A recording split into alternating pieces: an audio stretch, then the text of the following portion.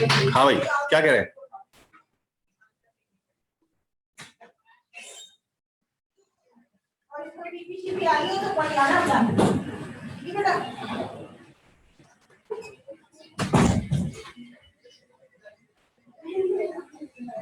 इससे तो लिखा हुआ है कि स्टैटिस्टिक्स को डाटा एनालिसिस में अप्लाई करना।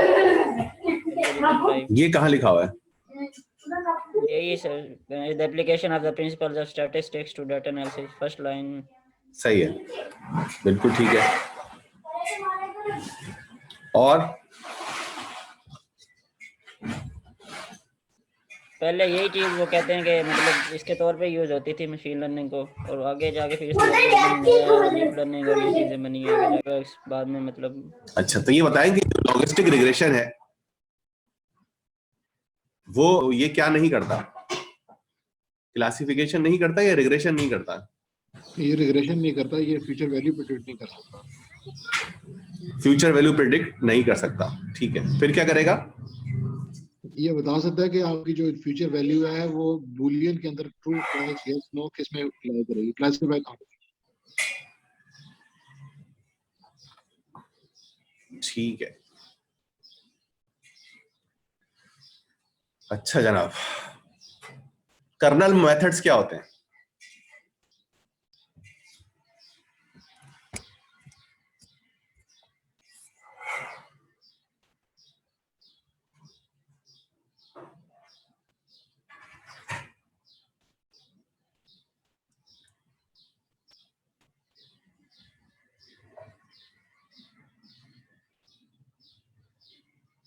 क्लासिफिकेशन एल्गोरिथम्स का ग्रुप है जो कि एसवीएम को मतलब सपोर्ट कर रहा होता है।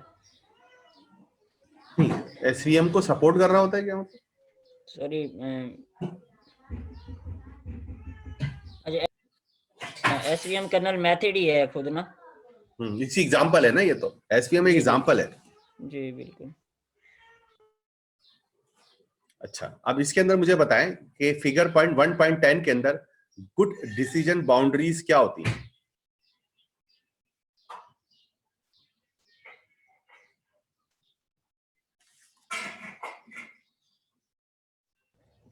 जो क्लासिफाई कर सके डाटा को और बीच में यानी कि उनके गैप ला सके विजुअली तौर पर। नहीं, गैप थोड़ी लेकर आना है, डेटा तो मौजूद है ना हमारे पास, डेटा में गैप कैसे लेकर आएंगे?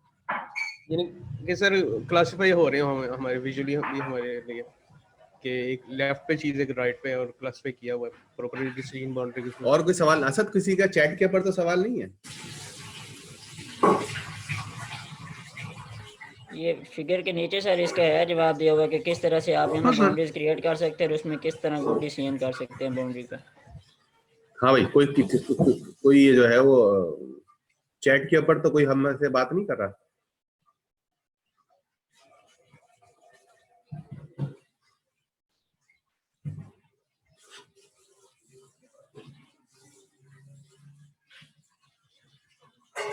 ये वाली बात समझ में आ रही है आप लोगों को? Good decision boundaries.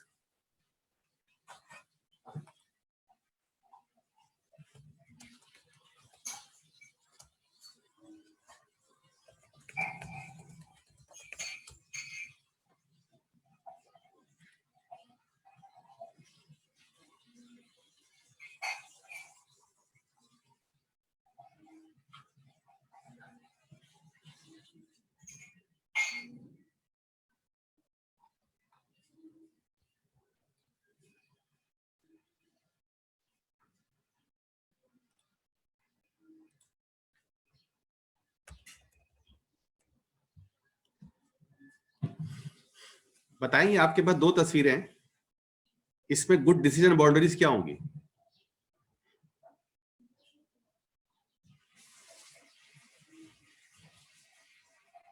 सोचिए जरा।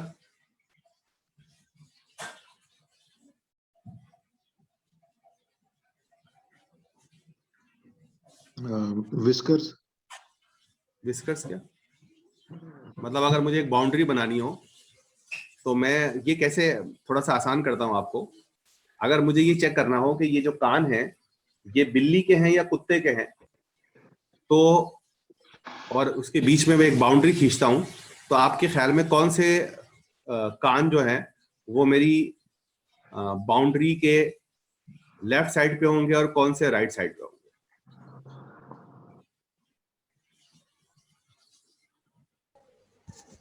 डॉग वाले लेफ्ट पे होंगे और कैट वाले राइट पे। पेज के देखें।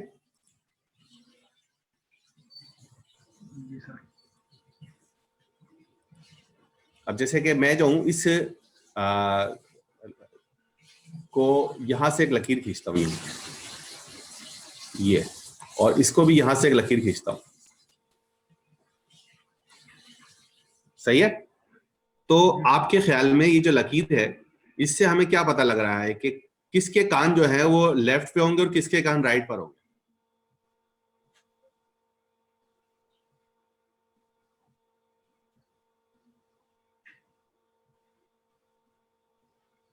अगर ये मेरी डिसीजन बाउंड्री है, ये लकीर अगर डिसीजन बाउंड्री है, तो आप मुझे बताएं कि इस डिसीजन बाउंड्री में राइट और लेफ्ट जो है, या मैं इसको, क्योंकि मैंने ये हॉरिजॉन्टल खींची है तो मैं ये कह सकता हूं कि इसमें किस तरह मतलब ये जो किसके कान जो है वो इस लाइन के लेफ्ट साइड पे होंगे और किसके राइट साइड पे होंगे, लाइन के लेफ्ट और राइट साइड पर? कैट के लाइन के लेफ्ट साइड पे होंगे और डॉग के लाइन की राइट साइड पे होंगे। हाँ, और उसके लिए मुझे इस पिक्चर को ट्रांसफॉर्म भी करना पड़ेगा। अभी ये पिक्चर के अंदर मेरी जो लाइन है वो हॉरिजॉन्टल है, लेकिन मेरा जो न्यूरल नेटवर्क है वो इसको आहिस्ता आहिस्ता इस पूरी पिक्चर को अच्छी रिप्रेजेंटेशन के लिए टिल्ट भी कर सकता है। और नहीं भी करो तो हमें समझने के लिए हम ये कह सकते हैं कि जो चीज इस लाइन से अबव है वो कुत्ते के कान नहीं है, और जो लाइन से नहीं ऊपर जा रहे हैं वो कुत्ते के कान हैं। सही है? ये बात समझ में आ रही है आप लोगों को? यस सर, इसमें हम इसमें डिफरेंशिएट कैसे करेंगे कि ये डिसीजन बाउंड्री और एक टर्म आती है थ्रेशोल्ड, वो उसमें थोड़ी सी कंफ्यूजन हो रही है कि हम काम तकरीबन दोनों से सेम। देखो, सबसे पहले ये सोचो, आप ये मत सोचो कि कंप्यूटर कैसे चेक करता है। ये देखो कि अगर आपके पास सिर्फ कान हो तो आप ये कैसे चेक करेंगे ये कान कुत्ते के हैं बिल्ली के? आप कैसे करेंगे? जी सर, ये हम तो फिर खुद से एक डिसीजन ले सकते हैं। कैसे लोगे? मतलब अगर आपकी डिसीजन की भी कोई बुनियाद होगी ना यार, एक आप किसी को समझाना चाहो पहचान के लिए कि भाई ये देखो कुत्ते के कान नहीं है बिल्ली के कान है, तो कैसे पहचानेंगे? वो तुम देखता ना, वो जो इन्वेस्टिगेशन ऑफिसर होता है वो बताता है कि यार देखो ये जो खून है ये अभी जो है ये क्योंकि जमा नहीं है, इसका मतलब है कत्ल जो है वो हुए हुए ज्यादा देर नहीं गुजरी है ना? यस सर, वो एक एलिसिटेशन का प्रोसेस करते हैं, वो डिग आउट करवाते हैं अंदर, है ना? तो वो जो बहते मतलब खून जो आसपास होता है वो देख लेते हैं कि खून के अंदर अगर वो अभी तक जमा नहीं है, इसका मतलब है कि खून के अंदर जो है वो वाटर कंटेंट अभी जितने बाकी होंगे उससे उनको अंदाजा लगा लेते हैं कि उस को मरे हुए कितना। तो इसमें डिसीजन बाउंड्री क्या है? वाटर कंटेंट कितने। अगर 0 वाटर कंटेंट है फॉर एग्जांपल, तो उनको यह पता कर लेते हैं कि यार एक वाटर कंटेंट को खून में से गायब होने में किसी पर्टिकुलर टेम्परेचर पे कितना टाइम लगता है। अच्छा, सब लोग बिल्कुल साइलेंट है, सवाल पूछने शुरू कर दिए, तो इसलिए मैं थोड़ा सा कंफ्यूज हो रहा हूँ। और मैं इसलिए आप लोगों से कहूंगा कि यार अगर आप लोगों को कोई बात समझ में नहीं आ रही है तो आप पूछ लें, और कोई मसला है तो भी पूछ लें, खामोश ना रहे। भाई मुझे आपकी आवाज नहीं आ रही सही से। वाटर कंटेंट का मतलब बता दें सर, क्या होगा? भाई वाटर कंटेंट बताओ भाई कोई इसको उर्दू में। पानी खून में ना पानी होता है ना, पानी, वो कितना है? सही बोल रहा हूँ भाई मैं? यस सर, सही है सर। Yes sir. हाँ, हो सकता है मैंने इंग्लिश गलत बोली हो, लेकिन उर्दू में मेरा मतलब यही था कि खून में पानी जो है वो कितना है, ठीक है ना? और थोड़ी देर के बाद पानी उड़ जाता है और खून जम जाता है। मैंने एक एग्जांपल दी थी, ठीक है?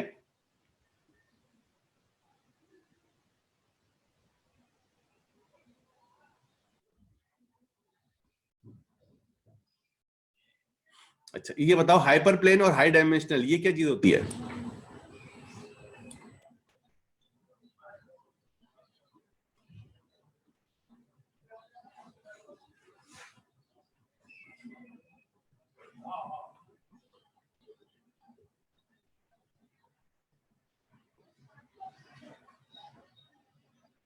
इस वाली लाइन जो मैंने हाईलाइट की हुई इसका क्या मतलब है?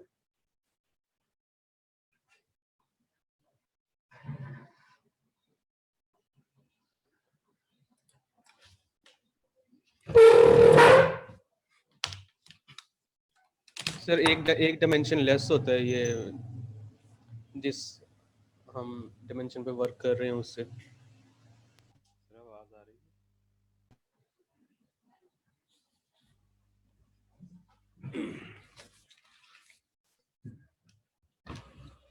हाँ भाई, ऐसा कोई जवाब आया अभी तक किसी का?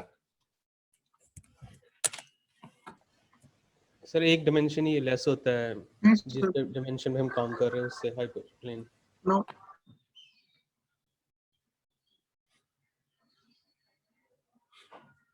अच्छा, ये मुझे बताओ, इसका मतलब क्या है कि अगर data was 2 dimensional, hyperplane would be straight line, इसका मतलब क्या हुआ? डायमेंशन उसकी लेस होगी, एक वन डायमेंशन। डायमेंशन हो गया, ये तो 2 डायमेंशन कह रहा है। तो हाइपरप्लेन में एक डायमेंशन कम हो जाती है तो वो फिर स्ट्रेट लाइन में कन्वर्ट हो जाएगा, मतलब एक 1 डायमेंशन में चला जाएगा। अच्छा, मुझे ये बताओ कि ये जो है, ये 2 डायमेंशनल डेटा कैसे है? इसको हम कैसे कहेंगे ये 2 डायमेंशनल है? एक्स और वाई सर। बात आपकी सही है, क्या जरा समझा सकेंगे ताकि आने वाले बच्चे भी हमारे समझ लें? सर जब भी हम ग्राफ ड्रा करते हैं 2 डायमेंशनल होता है, एक्स और वाई नॉर्मली बेसिक। सही बात है। 9th 10th में पढ़ चुके हैं इसका। 9 10 में क्लास में हम कब पढ़ते हैं? अभी भी किसी क्लास में कोई पढ़ ही नहीं रहा।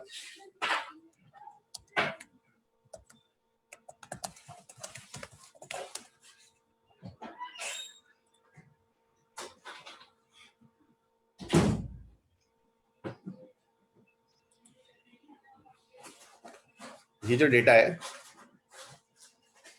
इसको ले लेते हैं। ये डेटा जो है ये 2 डायमेंशनल है, सही है यार? ये एक्सक्यूज मी, ये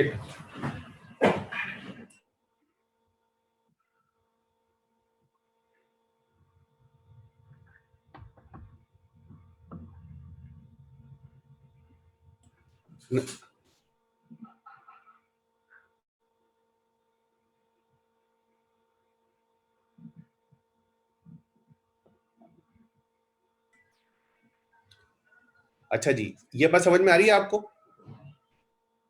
कि ये 2 डायमेंशनल है? ठीक है, यस सर।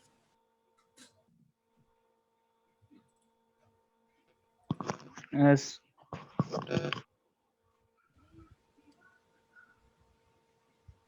आप लोग जो है वो सवालात करते रहेंगे तो मैं आप लोगों को अच्छा डिस्कशन जो है वो हो जाएगा, क्लास भी जो है वो अच्छी चलेगी। लेकिन अगर आप लोग बिल्कुल साइलेंट रहेंगे तो मैं इस क्लास को जो है वो बहुत फास्ट पढ़ाकर और बहुत ही फास्ट खत्म कर दूंगा।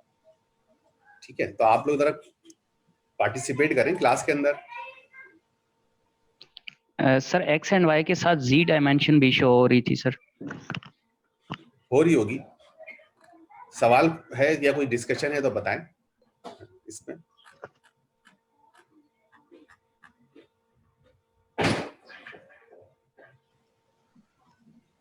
सर इसमें क्वेश्चन तो फिर यही आ रहा है कि 2 डायमेंशन में अगर एक पिक्चर या कोई ये हमारे पास डाटा है हम 1 डायमेंशन में लेके आ रहे हैं, उसमें फिर हमारे पास इसका जो है वो अगर हम RGB कलर ले रहे हैं जैसे अभी आपने पिक्चर्स दिखाई हैं तो वो देखो इसने कभी ये आपने जो है ना, आप जो बात कर रहे हो वो एक मेथोडोलॉजी की बात कर रहे हो जिसके अंदर हम 2 डायमेंशन को 1 डायमेंशन में चेंज कर देते हैं। लेकिन देखो अभी इस किताब के कॉन्टेक्स्ट में देखें तो उसमें ये कहीं पे भी नहीं लिखा हुआ कि हम 2 डायमेंशन को 1 डायमेंशन में कर रहे हैं। अभी तक जिसने भी ये बताया है कि यार हम 2 डायमेंशन को 1 डायमेंशन में कर देते हैं वो गलत बता रहा है। ठीक है, हमने ये सिर्फ ये कहा है कि अगर कोई डेटा 2 डायमेंशन में होगा तो उसकी जो डिसीजन बाउंड्री है वो स्ट्रेट लाइन होगी। यही पढ़ा है ना हमने? Yes sir. यस। हमने ये नहीं कहा कि हम अगर कोई 2 डायमेंशन डेटा होगा तो हम उसकी जो है वो डिसीजन बाउंड्री स्ट्रेट लाइन में बनाएंगे। इसमें लिखा हुआ होगी, मतलब ये एक नॉर्मल सिनेरियो है कि अगर 2 डायमेंशनल डेटा है तो आपके पास जो डिसीजन बाउंड्री है वो स्ट्रेट लाइन होगी। सही है जी सर। ये Hyperplane mean क्या है? Decision boundary can be expressed as a hyperplane. हाँ, अब ये देखो ना, आप ये तो आप लोगों को मुझे बता रहे हैं ना कि ये हाइपर प्लेन जो है वो क्या है, आपने रिसर्च की होगी इंटरनेट के ऊपर। ये सर इसका एक डायमेंशन कम होती है और एक दीवार सबसे पहले बताओ कि हाइपर प्लेन तो अलग चीज है, प्लेन क्या होता है? PLANE।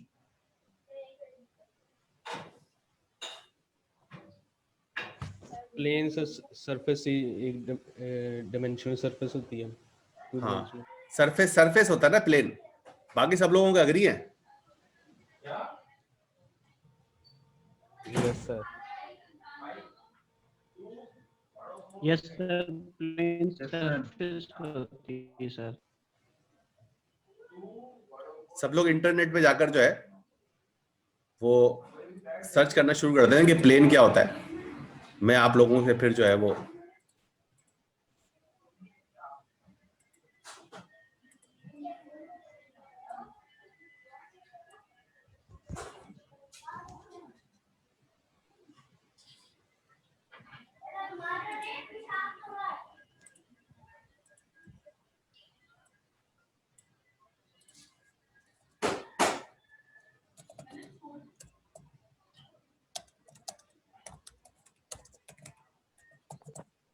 टू डायमेंशनल सरफेस है, फ्लैट टू डायमेंशनल सरफेस है।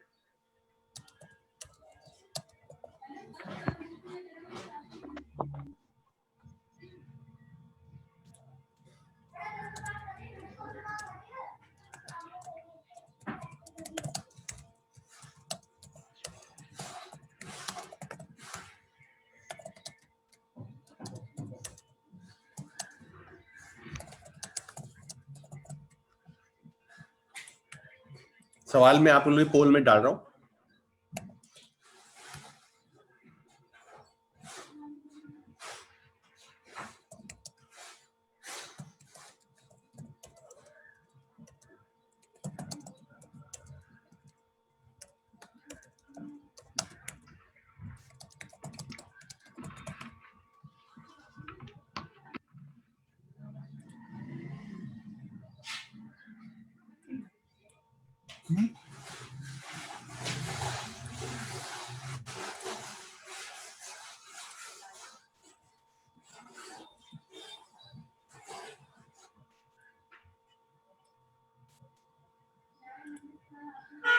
अच्छा, आप लोगों के पास एक पोल मैंने दे दिया है।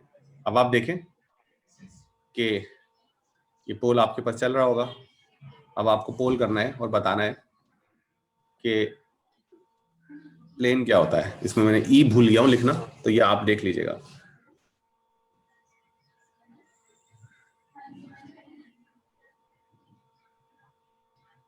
इंटरनेट से सर्च कर ले।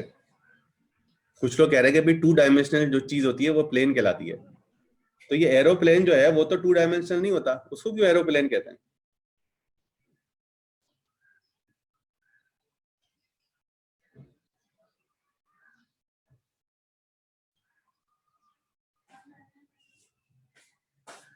देखो, जिसने पोल नहीं किया ना उसको क्लास से निकाल देंगे, ठीक है सर? इसका ना एग्जैक्ट अभी आंसर चेक कर रहा हूँ मैं, तो मतलब दो देख के आंसर देना चाहिए, पता कंफर्म करके। ऐसे तो ऑप्शन देने का फायदा कोई नहीं। हाँ ठीक है, जी चलो देख लो। जी सर, थैंक यू। बता दो दोनों के सर, थोड़ा 1 मिनट दे दे, मैं जरा सर ये अपने पोल में ऑप्शन कहाँ से देनी है? ठीक है सर, मैं सर्च कर रहा हूँ सर, 1 मिनट। बाकी लोग कैसे दे रहे हैं? तुम्हारे पास नहीं आ रही, बाकी लोगों के पास तो आ रही है, तुम देख सकते हो स्क्रीन के ऊपर। मेरे पास अभी तक 21 लोगों ने जो है ना वो, मेरे पास ऑप्शन नहीं आ रही सिलेक्शन की। देखो भाई, देखना में भी हम सर्च कर रहे हैं अभी तक जो है वो आप लोगों के पास ये स्क्रीन नजर आ रही है पोल वाली? स्क्रीन से नजर आ रही है लेकिन ऑप्शन सर नहीं आ रही है सर। कर लिया सर सरफेस तो फिर जो अभी आपने एक डेफिनेशन बताई है कि एक जहाज को भी अगर हम ले रहे हैं तो वो 2D में चली जाएगी। तो जहाज जो 2D होता है, 3D होता है, 4D होता है, क्या होता है सर? वो एरोप्लेन इसलिए कहते हैं क्योंकि ज्योमेट्रिकली हम मैप को देखें तो मैप जो होते हैं ड्रा किए हुए वो 2 डायमेंशनल होते हैं। 2 डायमेंशनल उसके बेस पे फिर उसका नाम डाल दिया गया एरोप्लेन। इंटरनेट तो यही कह रहा है कि जी जो प्लेन है वो आपकी 2 डायमेंशनल है और सर कोवर्स बना देगा। अच्छा, तो इंटरनेट अगर ये कह रहा है तो इंटरनेट आपको ये भी बता रहा होगा कि प्लेन और हाइपर प्लेन में क्या फर्क है। जी वही बता रहा हूँ कि anything Sir- that is 3 dimensional और more, any plane that has more than 3 और मोर डायमेंशंस वो हाइपर प्लेन है। Sir any dimension of the boundaries जो है ना उसको हाइपर प्लेन में हम इंक्लूड कर सकते हैं, नॉट ओनली 2 डायमेंशन या 1 डायमेंशन। अच्छा, यानी कि हाइपर प्लेन 1 डायमेंशनल भी हो सकता है। 3 जी या सर। उससे ज्यादा यस डायमेंशन, सर 3 या यस उससे ज्यादा यस सर। अच्छा, कुछ लोगों का कहना है कि भाई 3 या इससे ज्यादा हो। मेरे पास भी जो नॉलेज थी, मेरी मैथमेटिक्स कमजोर है, लेकिन मेरे ख्याल से भी 3 या उससे ज्यादा को हम हाइपर प्लेन कहते हैं। सर मेरे पास ऑप्शन नहीं आ रही, मुझे आपने को-होस्ट बनाया हुआ है, इस वजह से नहीं आ रही आई थिंक। तुम्हें को होस्ट बना दिया है। असद देखो भाई, इनसे तुम कैसे को होस्ट बन गए? पता नहीं सर बैतुर जी, रहमान आपकी कैसे तरफ को से होस्ट बन गए? मैं यही तो आपसे कह रहा था कि आपने रहमान साहब को बना दिया, अब्दुल रहमान। हाँ, तो सर यहाँ पर जो डेफिनेशन है इसमें लिखा है hyper planes are decision boundaries that have classified the data points. Decision boundaries की उसने बात की है, वो उसमें हाँ ठीक है, डायमेंशन या 3 डायमेंशन होगी। असद अब तुम सही, अब सही बंदा बन गया भाई को होस्ट हमारा। जी जी जी। ठीक है सर बेसिकली जो प्लेन है ना वो 2D हो जाए, बेसिक 3D हो जाए, 4D हो जाए, लेकिन जो हाइपर प्लेन होगा वो उससे एक लेस होगा डायमेंशन। ये यस सर, यही कंफ्यूजन हो रही है अभी। इसकी एग्जैक्ट एग्जांपल Yes, में sir. समझ नहीं आ रही कि ये 1 डायमेंशन हाइपर प्लेन में उसकी कम क्यों बता रहा है हमें। ठीक है, असल में ये वो चीजें थी, ये जो चीजें हैं, इस किताब को जो पढ़ने का जो तरीकाकार है वो यही है। ये किताब जो है ये आम किताब नहीं है, बल्कि ये मैथमेटिक्स के है।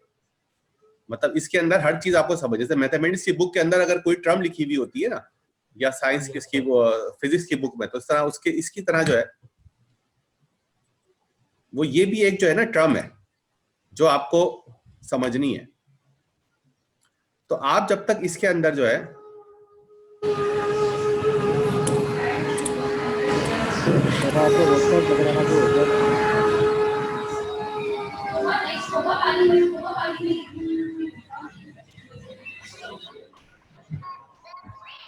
नहीं साहब आपका व्हाट्सएप नजर आ रहा है। ठीक है, मेरे पास एक बड़ी इंपॉर्टेंट इन्फॉर्मेशन असल में आ गई थी, तो इसलिए मैं उसको देखी। मैं एनीवे, ये चाहता कि आपकी जो प्राइवेट चीज, प्राइवेट चैट ना कुछ नजर आए ना टास्क। हाँ अच्छा वो बता दिया मुझे। तो खैर एनीवे, तो अब हम कहाँ पर थे? तो हम हाइपर प्लेन और प्लेन पे थे। तो मैं आपको ये बता रहा था कि इस तरह आप लोगों को ये सब चीजें पढ़नी चाहिए। अगर आप किताब को यूं पढ़ रहे हैं और इसमें से आपने डिसीजन बाउंड्री छोड़ दिया, मैक्सिमाइजिंग द मार्जिन छोड़ दिया, तो ये मसला हो जाएगा। अगर आपने ये पूरी किताब पढ़ी,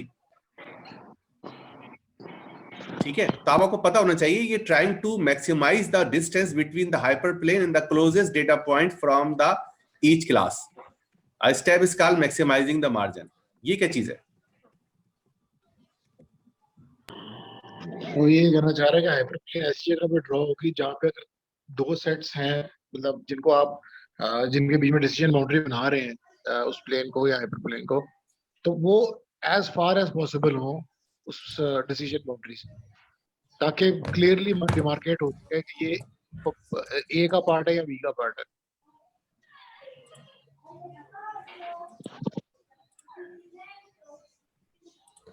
ठीक है, मेक सेंस।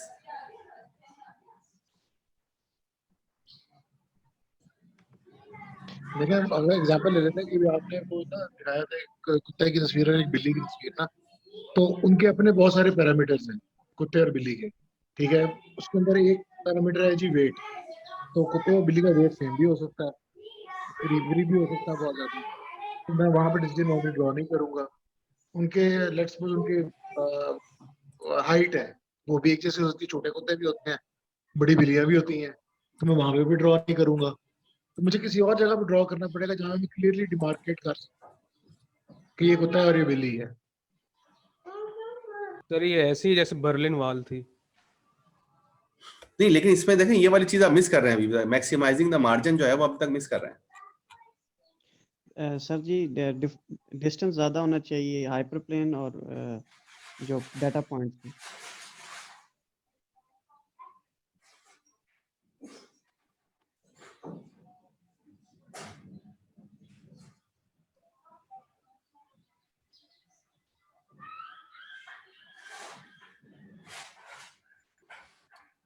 चले ठीक है, इसके ऊपर आपको फर्दर काम करना है। मैं अगले हफ्ते फिर आपसे सवाल करूंगा, मैं इसके ऊपर डिटेल्स में नहीं जा रहा, और इससे फिर आपको समझ में आएगा कि SVM क्या होता है ना।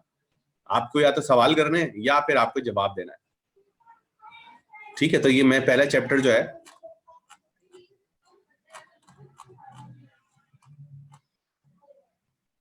Excuse me sir.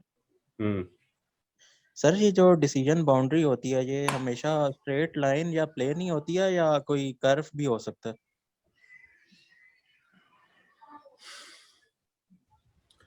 यार असल में क्लास जो है ना बड़ी साइलेंट चल रही है, मजा नहीं आ रहा क्लास के अंदर ना। कंफ्यूजन है चीजों में। कंफ्यूजन तो अभी सर यार कंफ्यूजन तो उसी वक्त आएगा ना यार जब सवाल करोगे। अगर एक बंदा सवाल ही नहीं करेगा तो मुझे समझ में कैसे आएगा कि आप लोगों को समझ में आ रहा है नहीं आ रहा। मुझे समझ में नहीं आ रहा कि मुझे आप लोगों को क्या और कैसे पढ़ाना चाहिए, क्योंकि आप लोग मुझे कोई फीडबैक नहीं दे रहे। अब मतलब इस तरह तो मशीन लर्निंग भी नहीं चल सकती ना कि अगर एक मशीन लर्निंग है उसको फीडबैक ही नहीं मिल रहा तो वो कैसे समझेगी। सर अब जैसे मशीन लर्निंग है इसमें हम आउटपुट के तौर पे ही हमें प्रेडिक्ट करके दे रही है। अब वो बात वही आ गई कि वो खुद से एक डिसीजन ले रही है। अब एक टर्म आ रही है कि हम जो खुद से एक डिसीजन मेकिंग कर रहे हैं, तो वो प्रेडिक्शन में और डिसीजन मेकिंग में डिफरेंस क्या होगा फिर?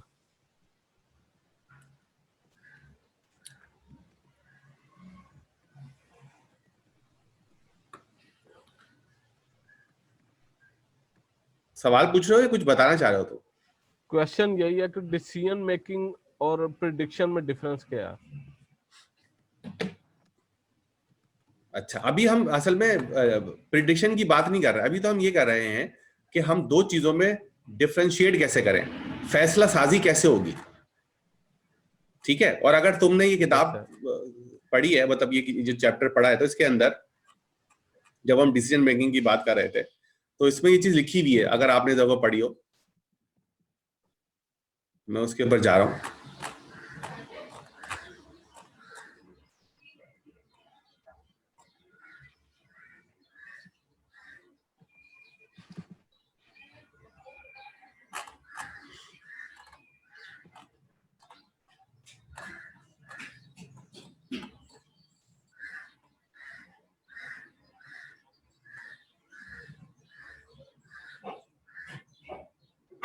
कहाँ था मैं, कहाँ पढ़े थे? डिसीजन मेकिंग कहाँ पे कर रहे थे? कर्नल्स 1.2.1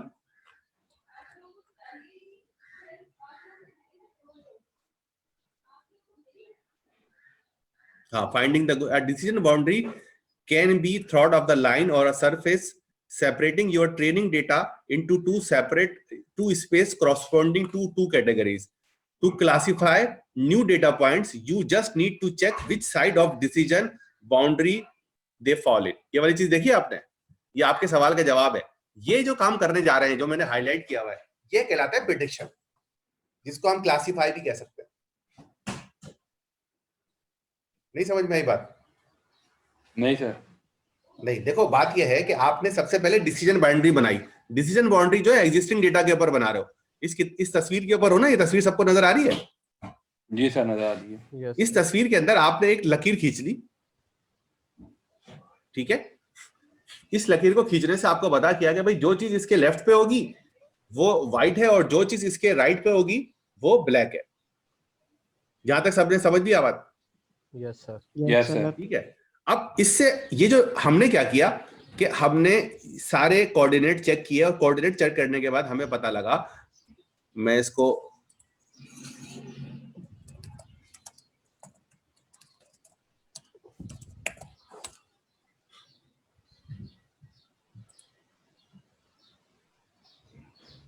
अब मैं आपके पास कुछ चीजें ओपन करता हूं, फिर आप मुझे बताइएगा कि इसके अंदर बाइनरी क्लासिफिकेशन क्या हो रही है।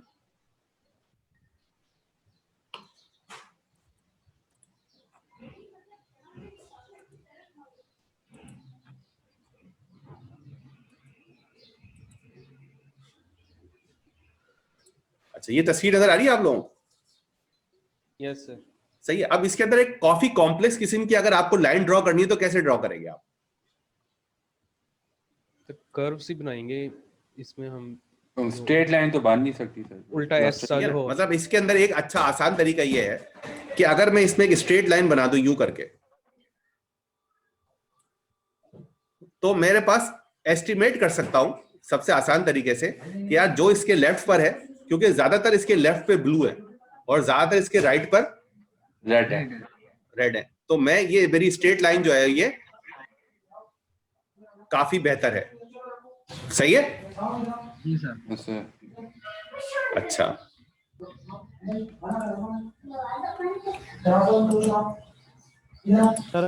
अच्छा अब हाँ, अब एक ऑप्शन जो है वो ये भी हो सकता है कि मैं इसके दरमियान में यूं करके बना लूं। तो इससे ये हुआ कि एक चीज ये पता लग गई कि यार जो जो इसके राइट वाले हैं वो तो जो है वो मेजॉरिटी में राइट ही है, और जो लेफ्ट साइड पर है इसके इस लाइन के लेफ्ट साइड पे कोई भी होगा।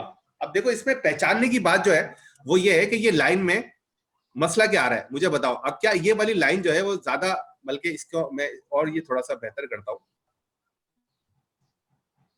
अब देखो इसकी पीछे की साइंस देखना जरा ना। यस सर, हम क्लासिफाई तो कर पा रहे हैं लेकिन इसमें एक्यूरेसी का मसला आ रहा है अभी, लॉस हमारे अच्छा पास ये बताओ कि ये वाली जो लाइन है ये कैसी है?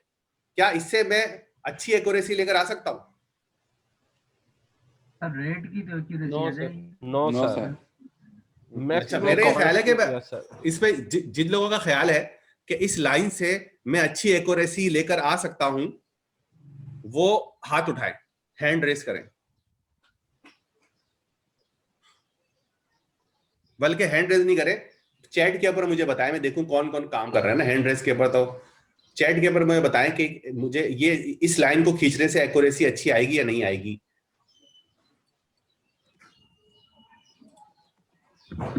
मैंने चैट विंडो खोल दिया आपके लिए।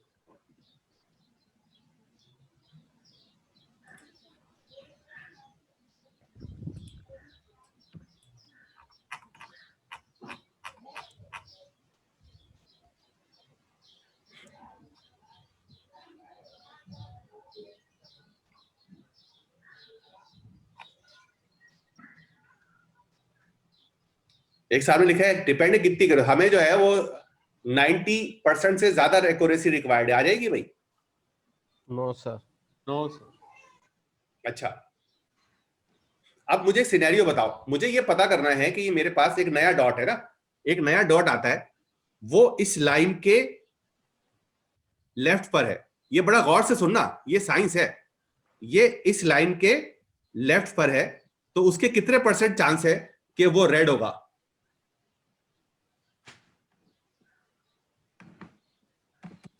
5% सर। मैं इसको दोबारा बना रहा हूं जरा और अच्छा करके ना। यस सर, क्वेश्चन में कंफ्यूजन।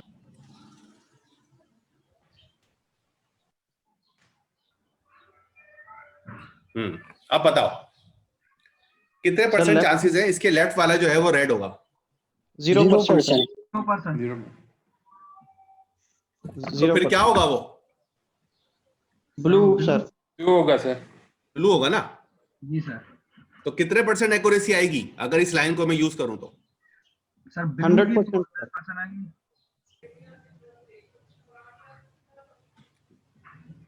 आ रही है 90% से अबव एक्यूरेसी आ रही नहीं आ रही? यस क्या सर, कहते आ हो? रही है। Asad your opinion, experts opinion लेते ना। असदुल्लाह नूर,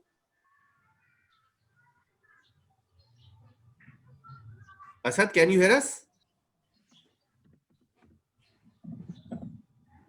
अवेलेबल नहीं है सर मेरे ख्याल में।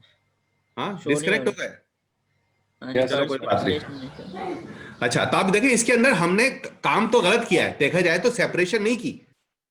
लेकिन हमने एक ऐसी डिसीजन बाउंड्री बना ली। हमारा एम जो है वो याद रखें, डेटा पॉइंट को अलग अलग करना है, लेकिन अगर हमारे पास कोई ऐसी डिसीजन बाउंड्री आ जाती है जो ये वाला काम कर दे तो हमारा काम हो गया ना। अब इस डिसीजन बाउंड्री से ये काम तो हो गया कि हमारा जो डेटा है वो मोस्टली जो है एक्यूरेसी उसकी अच्छी आ जाएगी। सब लोग अग्री कर रहे नहीं कर रहे? Yes sir. किसी को एतराज हो तो पूछ ले भाई।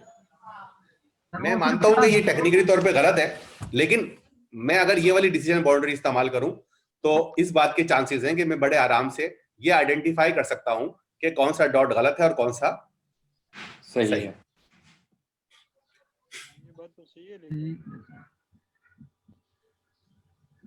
सर इसमें अगर कुछ तो वैसे 2-3 पॉइंट्स तो वो आउटलाइज में नहीं आ जाते। बिल्कुल बिल्कुल, देखो बात ये है, ये बिल्कुल सही बात है, दुनिया में कोई सा भी जो डिसीजन होता है ना वो हमेशा सही नहीं होता। मतलब अगर आपको दुनिया की बेहतरीन किस्म की एंटीबायोटिक लगाई जाए तब भी 2% लोग तो ऐसे होते हैं ना जिसपे उनका असर नहीं होता या उसका रिएक्शन हो जाता है, होता है ना? Yes sir. तो अमूमन बहुत सारी अच्छी सी चीजों की भी जो इफिकेसी है या एक्यूरेसी है वो इंसान के भी अगर डिसीजन हो तो इंसान भी गलती कर सकता है। तो इसीलिए एआई के अंदर हम इसको क्या कहते हैं, क्या नाम देते हैं इसको? बाइसनेस। प्रिडिक्शन। प्रिडिक्शन का मतलब ये होता है कि भाई हमने अंदाजा लगाया है। अब अंदाजा लगाने का जो वैल्यू है, जो क्राइटेरिया है, वो एक्यूरेसी है जो हमने चैप्टर 1 में पढ़ी थी। ये जो मैं चैप्टर 1 पे आप लोगों को इतना टाइम जाया कर रहा हूं ना, ये आप लोगों को अभी तो बहुत ही बकवास लग रहा है, आप लोग बोर भी हो रहे हो, लेकिन ये चैप्टर 1 जो है ना, ये आपकी पूरी की पूरी मशीन लर्निंग है। अगर ये आपको नहीं समझ में आई ना तो आपको कुछ भी समझ में नहीं आएगा, और अगर ये समझ में आ गया चैप्टर तो फिर बाकी चीजें हलवा है आपके लिए। यहां तक कोई सवाल है? मैं आगे चले जाऊं? यहाँ तक बात समझ आ गई सर। अच्छा है, आप बेसिक जो है ना चीज वो क्लियर हो तो फिर ही आगे जाए, ऐसे आगे जाने का तो फायदा ही नहीं है, पीछे पता अब सवाल ही पैदा होता है कि अगर मैं जो हूं, मुझे ये कंप्यूटर से हम कैसे कराएंगे?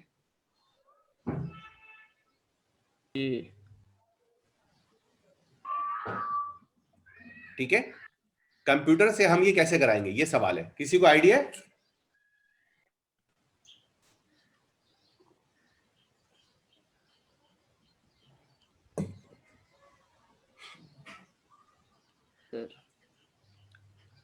हाँ आतिफ बोलो। कोई भी स्टूडेंट कोई भी बकवास बात भी करता है ना, मुझे वो उन ऐसे स्टूडेंट से ज्यादा बेहतर लगता है जो खामोश रहते हैं। जी सर इसमें तो जैसे केस तो ये एक सिंगल लाइन का ले रहे हैं तो ये डिग्री का इसमें फर्क आ रहा है, तो हम इसमें पॉलिनोमियल या कुछ ऐसी जो, देखो ये तो आपकी बात बिल्कुल सही है। मैं कह रहा था कि अगर हमें कंप्यूटर से कराना होगा तो कंप्यूटर से आप कैसे कराएंगे? देखो कंप्यूटर क्या करेगा इसके लिए, वो उसको तो नहीं पता ना। यूं समझो कि आप अंधे हैं, मतलब आप अंधे हैं, ठीक है, आपके पास ये विजुअल नहीं है। मैं आपसे पूछ रहा हूं कि भाई मुझे एक लाइन बना के दो जो ब्लू और रेड को अलग अलग करे। ओके तो सही है, मैं इस पे आ गया। तो आपको नजर नहीं आ रहा, आपकी आंखें बंद है ना, या आपको ये पिक्चर नजर नहीं आ रही, तो आप क्या करोगे? सर डेटा को डिवाइड कर लेंगे पहले।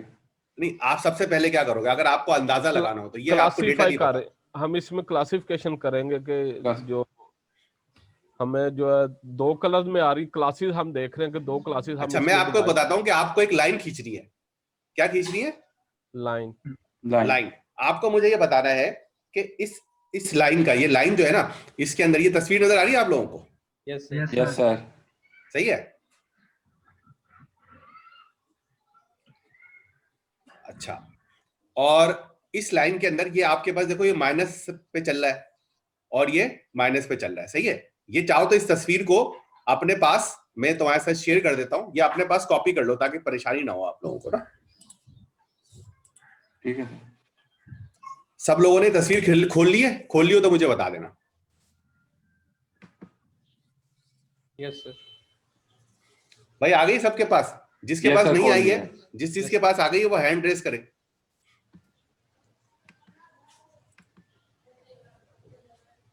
दो लोगों के पास आई है अभी।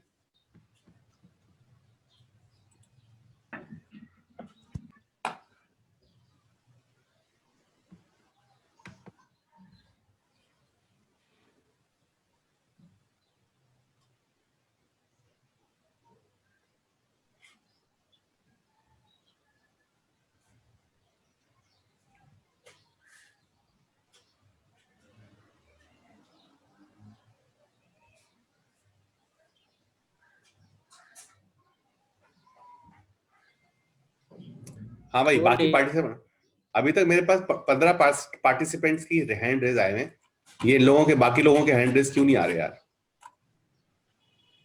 हमजा मुस्तफा, ए अहमद, एडमिनिस्ट्रेटर अयाज तारिक, बिलाल अहमद, गुलाम, ये सब कुछ, मोहम्मद हसन, मुजम्मिल मुश्ताक, मुसीब, वकास अहमद, वजाहत अली, शर्जील सरफराज, साद इकबाल, ओप्पो A3s। सर मेरे पास रूम में जो है ना ये रेज हैंड का ऑप्शन नहीं आ रहा, but I got the picture. ठीक है, चलो सही है। पार्टिसिपेंट के ऊपर जाएं पार्टिसिपेंट और के वहाँ ऑप्शन से- जाए, वहां से आपको मिल जाएगा, रेज वहाँ हैंड से मिलेगा। ठीक है, पार्टिसिपेंट सबने को सुन लिया click भाई? करना। यस असद, असद सर लगता है असद अवेलेबल नहीं है सर, वो शादी तो नहीं होगी उनकी? ये कोई बता सकते हैं। मोर पे जाके एंड्रॉइड में ऑप्शन आएगा।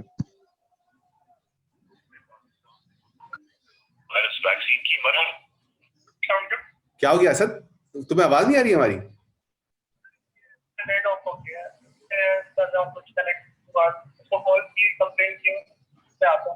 ठीक है, अच्छा जनाब, तो भाई सब लोग जो है वो एंड्रॉइड के ऊपर भी जो है वो मोर के ऑप्शन में जाकर हैंड रेस कर सकते हैं।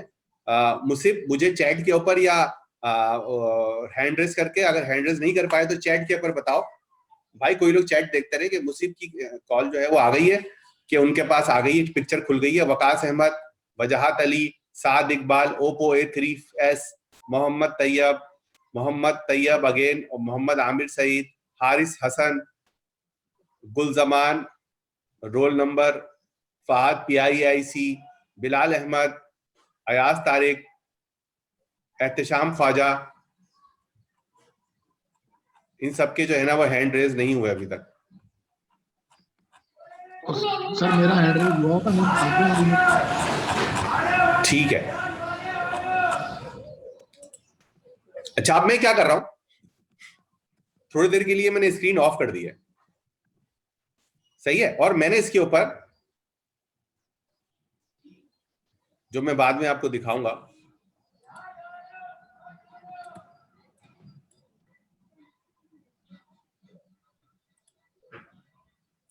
शेयर करनी पड़ेगी स्क्रीन ना, शेयर करता हूं मैं आपके पास स्क्रीन। अच्छा स्क्रीन नजर आ रही है ना आप लोगों को? मैंने ये शेयरिंग पास कर दी है आपके ऊपर, ठीक है। अब मैं क्या कर रहा हूं, इसके ऊपर दो नए जो है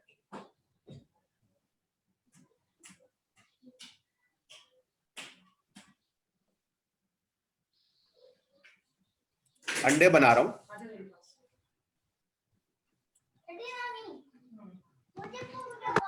एक लाल रंग का और नीले रंग का। स्क्रीन आपके पास आ रही है नजर आप लोगों को? यस सर, आ रही है ना। ठीक है, अब आपको मुझे बताना है कि मुझे एक लाइन खींचनी है, ठीक है। वो जो लाइन है मैं कहां से कहां खींचूं, आप लोगों को बताना है। मैं आपको जवाब दूंगा कि आपकी लाइन सही है या गलत है। मैंने 2 अंडे जो हैं वो और बना दिए और आपके पास स्क्रीन पॉज है।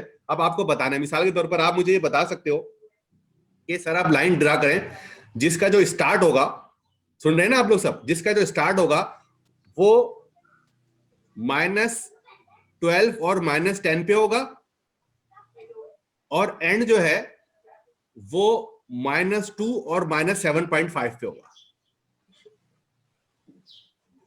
-2 और +7.5। हाँ नहीं, -2 और -7.5 पे होगा। जैसे एग्जाम्पल है, तो आप मैं क्या करूंगा, तो आप जैसे मुझे बताओगे मैं एक लाइन लगा दूंगा और मैं आपको बताऊंगा कि ये लाइन सही है या गलत है, ठीक है। तो कोई बताएगा? चाह क्या रहे हैं आपके, मतलब अब कैसे लाइन का मकसद?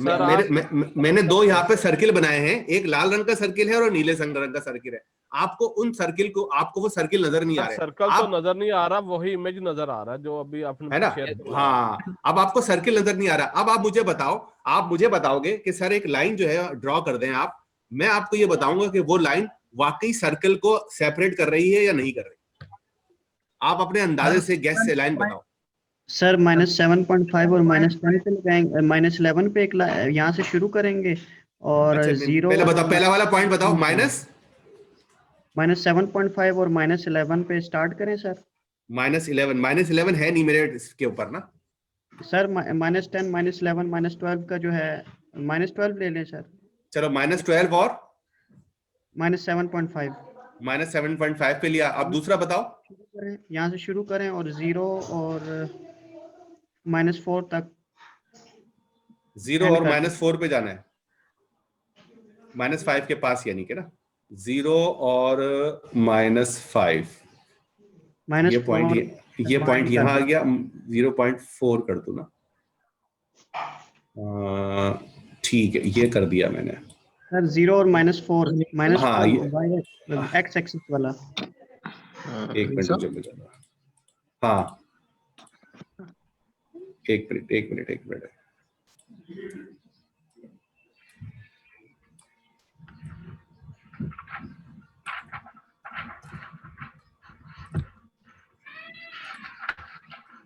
अच्छा, एक लाल और नीला मैंने 2 लाइन लगाई है और अभी मुझे बताया गया कि -12 से स्टार्ट करना है और यहाँ से स्टार्ट करना है -12 और 7.5 से स्टार्ट करना है और -4 के ऊपर आप 0 और 4 के ऊपर लेकर आना है। तो ये 0 और 4 हो गया मेरे पास, ठीक है।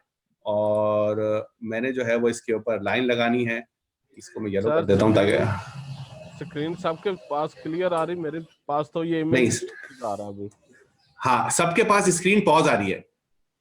यस सर, आपकी ड्रॉ हुई नजर नहीं आ रही है। हाँ नजर नहीं आ रही है, लेकिन मैं आपको ये बता रहा था कि अभी मुझे किसी ने बताया कि मैंने उसको बता रहा था कि भाई आपकी जो लाइन है वो गलत है।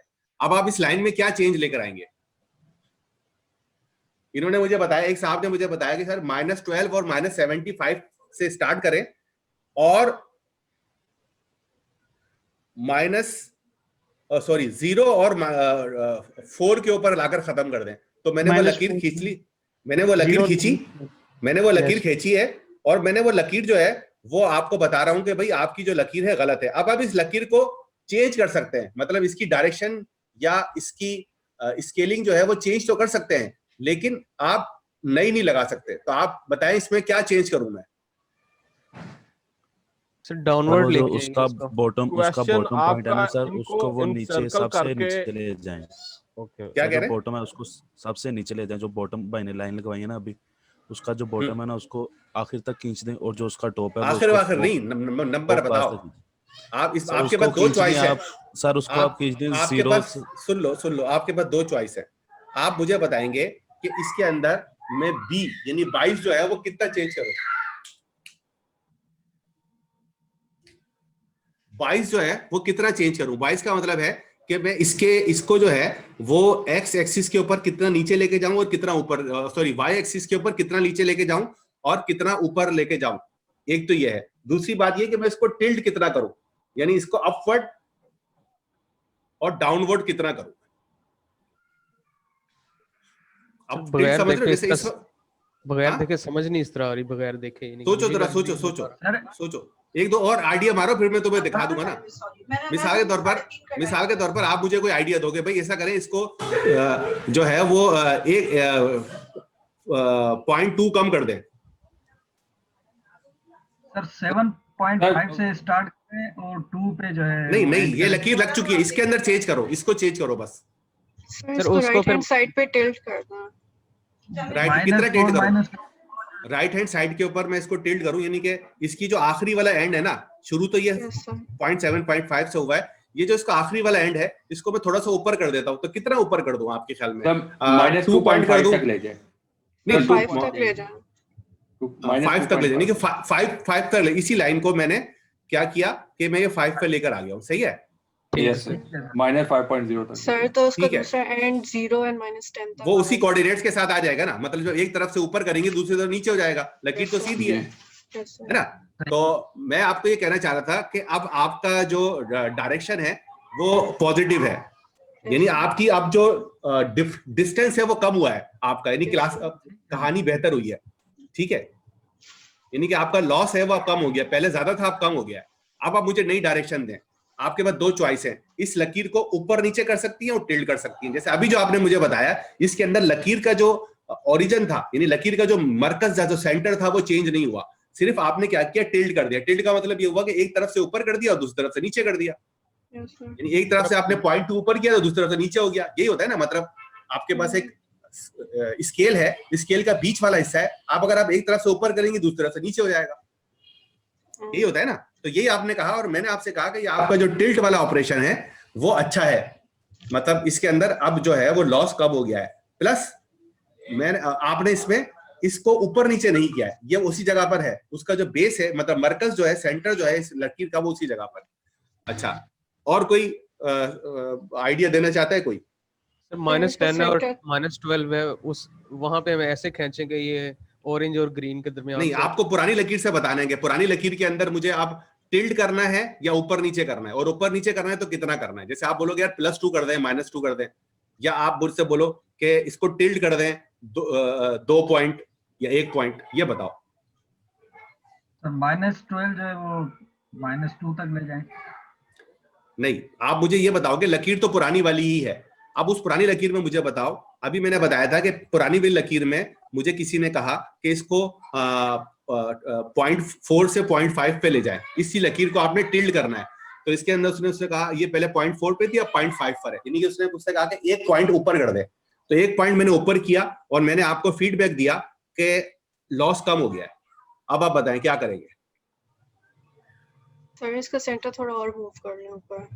सेंटर मूव करना है, ठीक है, यानी कि आप मुझे 22 बता रही है ना, इसका सेंटर जो है मैं इसका ऊपर कर देता हूं, तो कितना ऊपर करूं? सर 1 पॉइंट और मतलब 7.5 तक ले जाएं। हाँ, लेकिन इसका मतलब -2.5 तक नहीं, देखो कल मुझे सिर्फ ये बताओ कितना ऊपर करूं, मुझे ये मत बताओ कहां तक ले जाएं कहां तक नहीं ले जाएं। सर 2 स्टेप्स और ऊपर कर दो। 2 ऊपर कर दूं, यानी कि अभी ये 5 है, मैं इसको 7 पे कर दूं। यस सर, ऑलमोस्ट 7 तक कर दो। ऑलमोस्ट 7 पे कर दूं, ठीक है।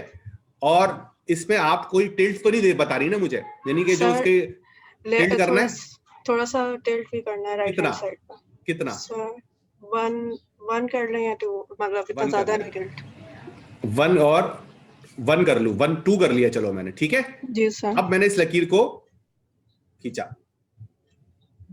तो अभी भी पॉजिटिव आया है सर, मतलब कि बेटर है या बेटर है? अच्छा,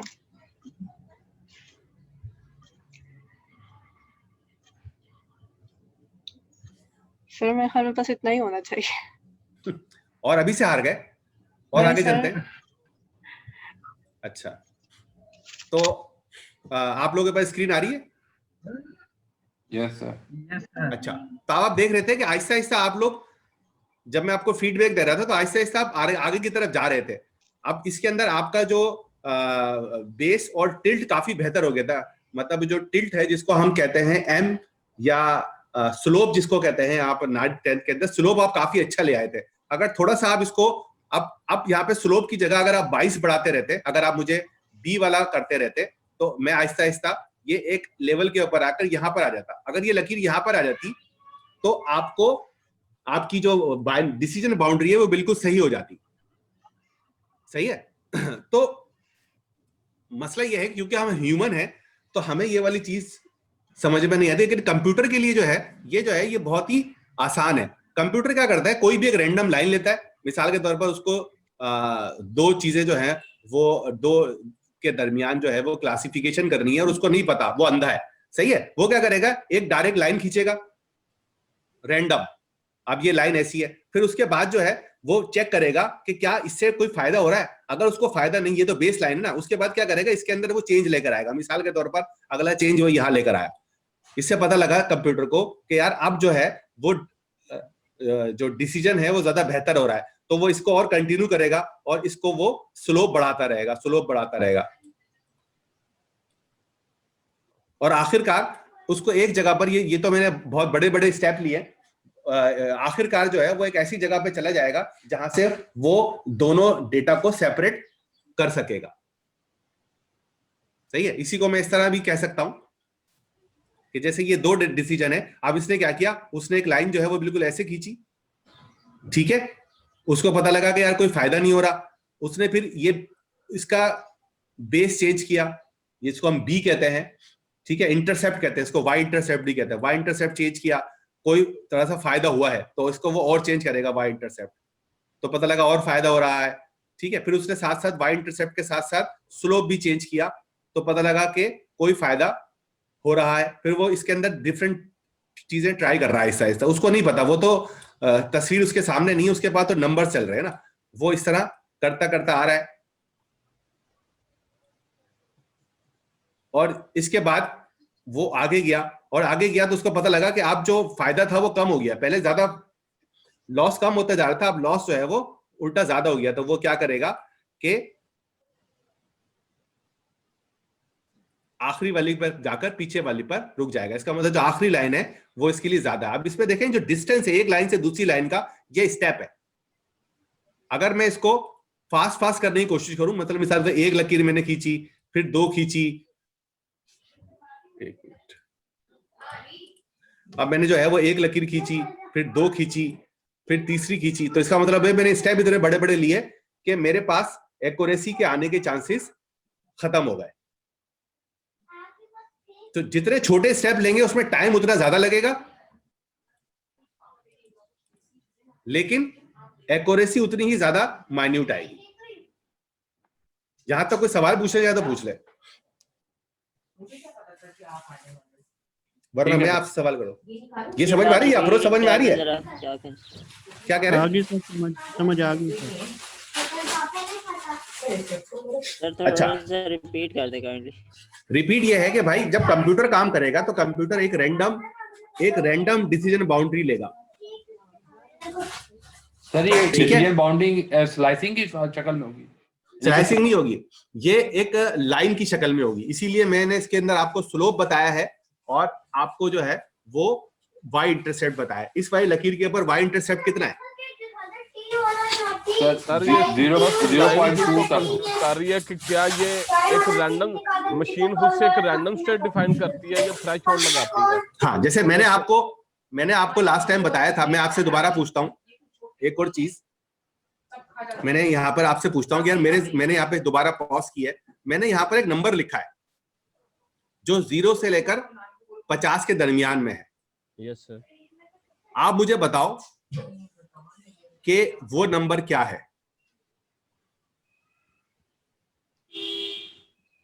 एक रैंडम गैस ही करेंगे हम। फिर रैंडम गैस कर रहे हो आप भी, रैंडम गैस कर रहे हो ना, तो मशीन पे तो एतराज नहीं होना चाहिए ना अगर मशीन रैंडम कर ले तो। यस सर, वही बात पूछ रहा हूँ उसको हम। हाँ, मतलब देखो मैं इसलिए बता रहा हूँ कि कुछ चीजें आपको पूछने की जरूरत नहीं है। आप सोचो कि यार अगर मैं करूंगा, मैं तो ज़हीन इंसान हूं, अगर मैं करूंगा किसी चीज को गैस करूंगा तो गैस के लिए सबसे पहला मैं काम क्या करता हूं? आपके पास 3 चॉइस होती है, स्टार्ट, एंड, मिडिल या रैंडम। यही होता है ना भाई। अगर आप किसी इलाके में गए और आपको किसी का पता पूछना है, ठीक है, तो कैसे पूछेंगे? आप उस इलाके के सबसे पहले वाले घर पे जाएंगे, आप उस इलाके के सबसे आखिरी वाले घर पे जाएंगे, आप उस इलाके के बीच वाले घर पे जाएंगे। बीच वाले घर पे जाने का मतलब ये हुआ कि आप उसके बाद उससे अगले वाले पे जाएंगे या उससे पिछले वाले पे। यानी अगर 1 से 50 है, अगर आप मुझे इसका जवाब देते तो इसका आपको आइडिया भी हो जाता। अगर आपके पास 1 से 50 तक नंबर है तो आप क्या गैस करेंगे पहला? सर 25। आपने 25 क्यों किया? मिडिल पे चले गए हो। Yes sir. है ना? तो अब कोई रैंडम पे भी जा सकता है। तो मैं आपसे कहूंगा कि भाई आप 25 जो है वो ये नंबर गलत है। अब आप मुझे बताओ कि अगला नंबर क्या होगा? सर 15। अच्छा, नहीं, अब मुझे बताओ अगला नंबर क्या होगा? मतलब इसके इस 25 में मैं क्या चेंज लाऊं? मैं आपसे चेंज पूछ रहा हूँ। 20 अब यहाँ से जो है ना, 30 कर दें। टिल्ट कह रहे हैं। आप मेरी बात नहीं समझ रहे ना। अब आप जा रहे हो रैंडम सर्च के ऊपर। सर आप 5 ऐड कर दें, 5 ऐड कर दें। हाँ, अब आपको स्टेप के ऊपर जाना है, ठीक है। आप 25 पे थे, मैंने 5 ऐड कर दिया, तो आप 5 से 30 पे हो गए। लेकिन इसमें एक नुकसान है। नुकसान ये है कि अगर वो 25 और 30 के दरमियान में कोई डिजिट हुआ तो वो स्किप हो चुका हो। बिल्कुल बड़ा स्टेप है, छोटे स्टेप लें। स्टेप बड़ा लिया है आपने। अब आपका क्या स्टेप होगा? अब यहां पर आप रैंडम सर्च नहीं कर रहे, आप यहां पर आपको एक ऑर्गेनाइज और प्लान सर्च करनी है, ठीक है। तो आप यहां पर ये नहीं, तुक्के नहीं मारेंगे। अब आप आगे जाएंगे या पीछे जाएंगे? मतलब मिसाल के तौर पे आपने 25 ले लिया, आप 25 से आगे जाना चाहेंगे या पीछे जाना चाहेंगे? 26, 27 आगे जाएंगे। आगे जाएंगे। अगर फर्ज करो आप आगे जा रहे हो, जैसे आपने 25 लिया और आपने बोला भाई 26, और मैंने आपसे कहा कि यार 26 से आपका लॉस बढ़ गया है, तो अब आप क्या करोगे? बैकवर्ड जाएंगे। बैक पे जाएंगे सर। बैक पे जाएंगे। अब आप पीछे आओगे, आप 24 पर आए, मैंने कहा लॉस कम हुआ है, अब आप क्या करोगे? और बैकवर्ड जाएंगे। और बैकवर्ड जाएंगे। अब आप क्या कर रहे हो यहाँ पे, लेकिन आपको उस नंबर तक पहुंचने में आपका स्टेप क्योंकि 1 है तो आपको काफी टाइम लगेगा। Yes sir. सही है ना? तो क्योंकि आपका, लेकिन आपको इस बात की गारंटी है कि आप कोई भी डेटा मिस नहीं करोगे। अगर आप 2 स्टेप लोगे, ये आप 2 स्टेप लोगे, से कॉस्ट फंक्शन यूज करेगी। क्या कह रहे हो? कॉस्ट फंक्शन ये खुद से फिर यूज करता होगा कि जो मैंने इसमें लॉस अपना फाइंड करना है। हाँ, ये बड़ा अच्छा सवाल है। असल में कॉस्ट फंक्शन हमें बताना पड़ता है कि कौन सा वर्ग लो। ठीक है, हम मशीन को आप बता सकते हैं, डिफॉल्ट भी होता है, मतलब हर एल्गोरिथम का एक डिफॉल्ट कॉस्ट फंक्शन भी हो सकता है, लेकिन नॉर्मली जो है वो हम बताते हैं कि भाई इसका कॉस्ट फंक्शन क्या होगा, ठीक है, और हम ये भी बताएंगे कि स्टेप कितना होगा। ठीक है, सही है। तो ये आपको जो है ये फजी सर्च जो है वो समझ में आ रही है आपको?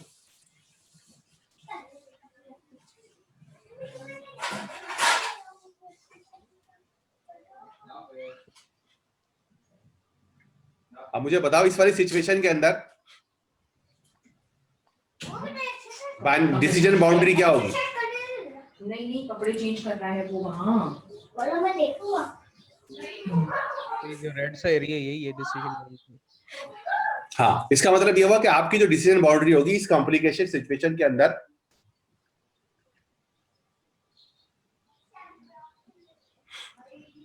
वो एक स्ट्रेट लाइन नहीं हो सकती ना। Yes sir. ऐसा क्योंकि स्कैटर्ड बहुत है क्लस्टर जो है वो स्कैटर्ड बहुत है। इसको ट्रांसफॉर्म भी किया जा सकता है, मतलब इसको ट्रांसफॉर्म करना पड़ेगा ना। तो सर डेटा में चेंज करानी पड़ेगी। डेटा में क्यों चेंज? डेटा में चेंज लाए बगैर ट्रांसफॉर्म कर सकते हैं सर। ट्रांसफॉर्म से मुराद क्या? अभी कुछ बदल दो, तब्दीली लेकर आओ। डेटा में लाए बगैर तब्दीली ला सकते हो सर। वो कैसे? सर डेटा में तो नहीं। सोचो, मैं आपको हिंट देता हूं। दुनिया तो गोल है ना। यस। तो मैप के ऊपर उसको आप बगैर गोल कैसे दिखाते हैं? क्या चेंज करते हैं? जो एरियाज स्केल चेंज कर देते हैं लेफ्ट साइड पे वो। आप देखो, मसला ये है कि जो वर्ल्ड मैप है सर, स्केल चेंज कर देते हैं सर। लेकिन कुछ तो करते होंगे ना मैप में, लेकिन एक्यूरेसी नहीं फिर रहती। नहीं, एक्यूरेसी तो रहती है सर। कुछ कंट्रीज बिग शो होती हैं, कुछ स्मॉल शो होती हैं, लेकिन ऐसा नहीं होता कि कोई जो कंट्री है वो जो छोटी थी वो बड़ी हो जाए और जो बड़ी है वो छोटी हो जाए। जैसे ये कंट्री है पूरी दुनिया का, ये तो चपटा है ना? Yes sir. अच्छा, मुझे एक बात बताओ, अगर कोई गोल सर्किल हो तो क्या आप उसको रेक्टेंगल में चेंज कर सकते हैं without change any data? Sir, dimension change करना है। कैसे करेंगे?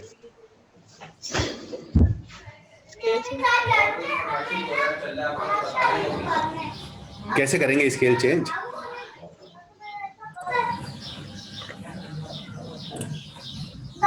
इसकी बाउंड्रीज को मैनिपुलेट करके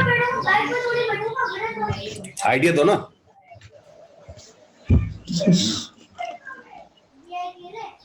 अब जैसे मैप को स्टार्ट किया हुआ है। हाँ हाँ बिल्कुल, तो कैसे करते हैं उसको?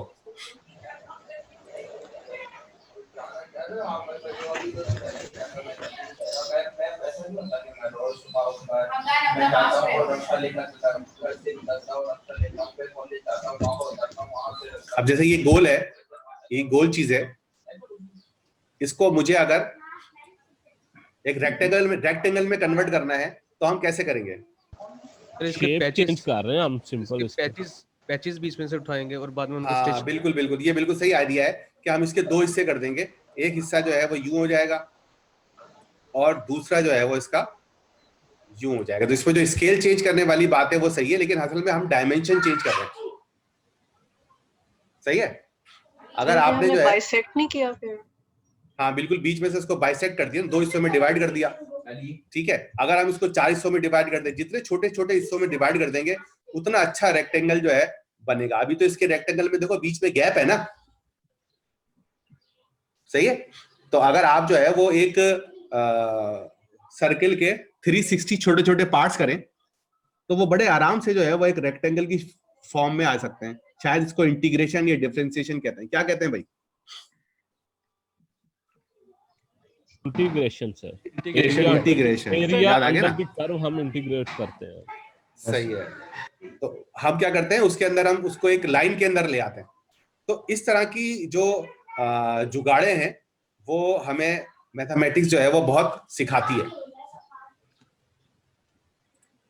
तो अब जैसे हमने अभी उसके अंदर देखा था कि भाई अगर इस तरह की कोई कंडीशन होगी तो हम क्या करेंगे कि इस वाले को हम किसी न किसी तरीके से बाइसेक्ट करेंगे और कोशिश करेंगे कि हमारी एक कॉम्प्लेक्स डिसीजन बाउंड्री की जगह आसान बन जाए। याद है ना लास्ट टाइम हमने जो है वो पिछली मर्तबा पढ़ा था कि हमारी जो बाउंड्री है वो काफी कॉम्प्लेक्स हो सकती थी, लेकिन हमने क्या किया था, उसको ट्रांसफॉर्म करके इजी कर दिया था। याद आ रही है वो हमारी तस्वीर? कहां गई वो? ये वाली है ना? यस हम इसके अंदर हमने डिसीजन बाउंड्री आसान की थी, इसमें नहीं कर पा रहे क्या आप?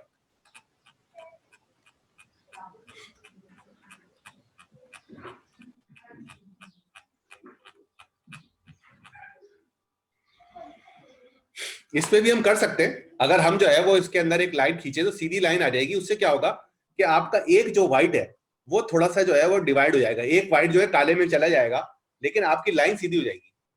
राइट और wrong? Yes sir, yes sir. ठीक है, अब ये आप लोगों को एसपीएम पढ़ना है। मैं आप लोगों से एसपीएम जो है वो अगले क्लास में पूछूंगा। अच्छा, आप देखो ये जो चैप्टर है 1.2.4, ये जो पॉइंट है ये बड़ा इंपॉर्टेंट है। लोग ये कहते हैं कि भाई आप लोग मशीन लर्निंग के एल्गोरिथम क्यों इस्तेमाल नहीं करते? तो उसका एक रीजन यही है कि हम मशीन लर्निंग के एल्गोरिथम जो है वो भी पढ़ते हैं, लेकिन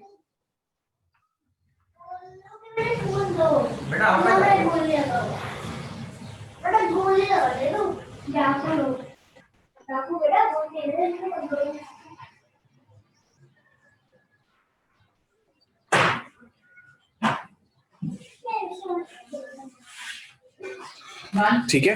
तो यहाँ पर देखें ये वाली चीजें जो है वो सब हमने ये डिस्कस की। आप देखिएगा इसके अंदर ये बताया गया कि भाई ये रैंडम फॉरेस्ट और ये डिसीजन ट्री जो है वो कैसे काम करता है। जैसे इन्होंने कहा कि भाई शुरू में सबसे पहले क्या निकाला था हमने? क्वेश्चन आपका वही मिस हुआ, अभी बता रहे थे हम मशीन लर्निंग के एल्गोरिथम क्यों नहीं यूज करते।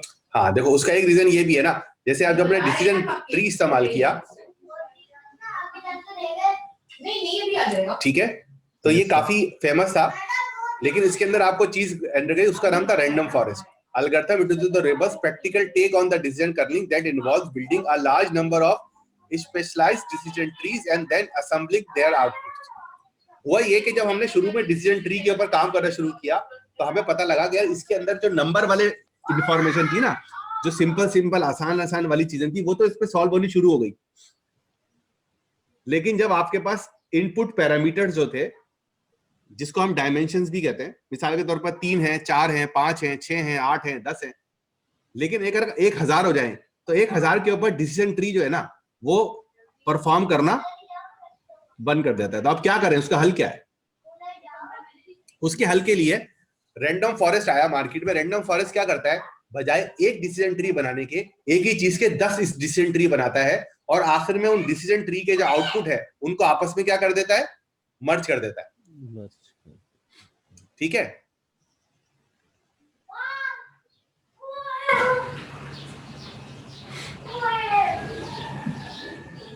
आप इसकी वेबसाइट पे देख सकते हैं।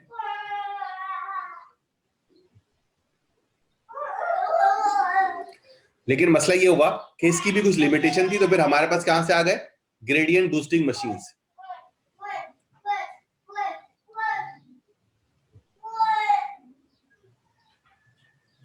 इन असेंबलिंग का पता है ना क्या होता है? इन असेंबलिंग का क्या मतलब क्या होता है भाई? कोई इंटरनेट पे सर्च करके बताए क्या होता है ये?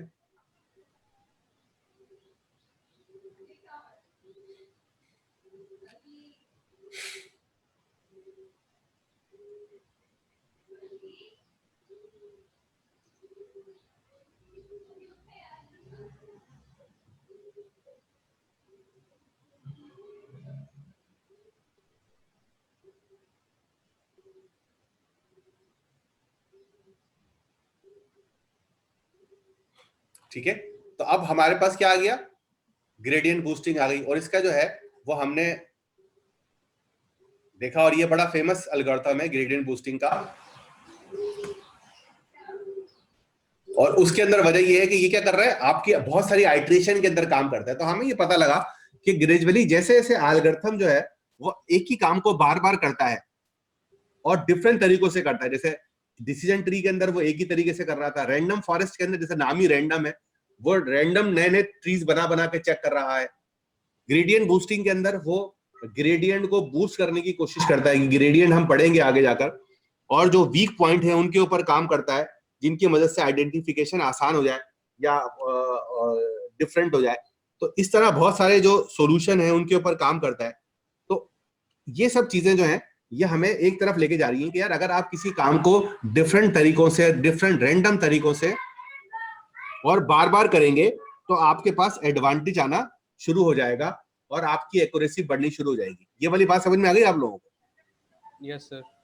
इसीलिए हम जो है वो डीप लर्निंग पे मूव हो गए, क्योंकि हमें पता लगा कि जो डीप न्यूरल नेटवर्क है, ठीक है, ये वो सारे काम जो है बाय नेचर कर सकता है जो बाकी एल्गोरिथम के अंदर हमने जबरदस्ती डालने की कोशिश की थी।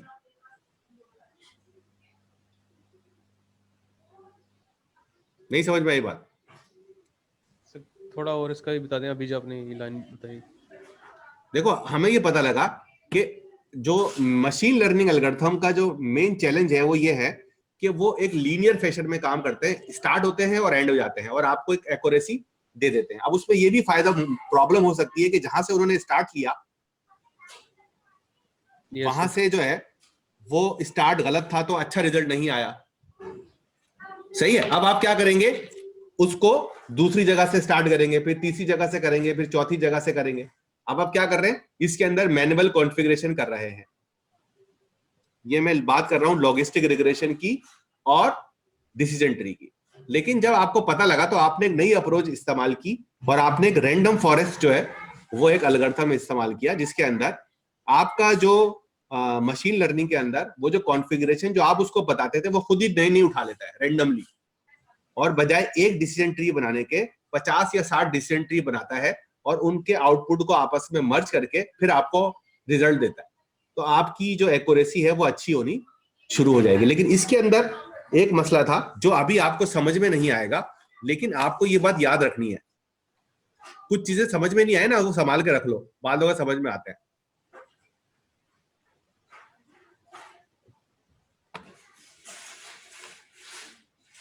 अब ये देख रहे हो, using gradient boosting a way to improve any machine learning model by iteratively training new model that specialize in addressing the weak point of the previous model। ये बात समझ में आ रही है? यानी कि ग्रेडियंट बूस्टिंग मशीन जो है वो क्या करता है, वो रैंडम फॉरेस्ट की ज्यादा बेहतर इसलिए काम करता है कि रैंडम फॉरेस्ट तो रैंडमली काम करता है, लेकिन ये प्लान तरीके से काम करता है। ये रैंडमली चीजों को उठाता नहीं है, बल्कि क्या करता है, ये भी बार बार काम कर रहा है, लेकिन क्या कर रहा है, ये वीक पॉइंट के ऊपर काम कर रहा है। एक मॉडल है, उसके कुछ एरिया जो हैं वो वीक है। वीक का मतलब समझते हैं आप लोग? उसके रिजल्ट्स बेटर नहीं है।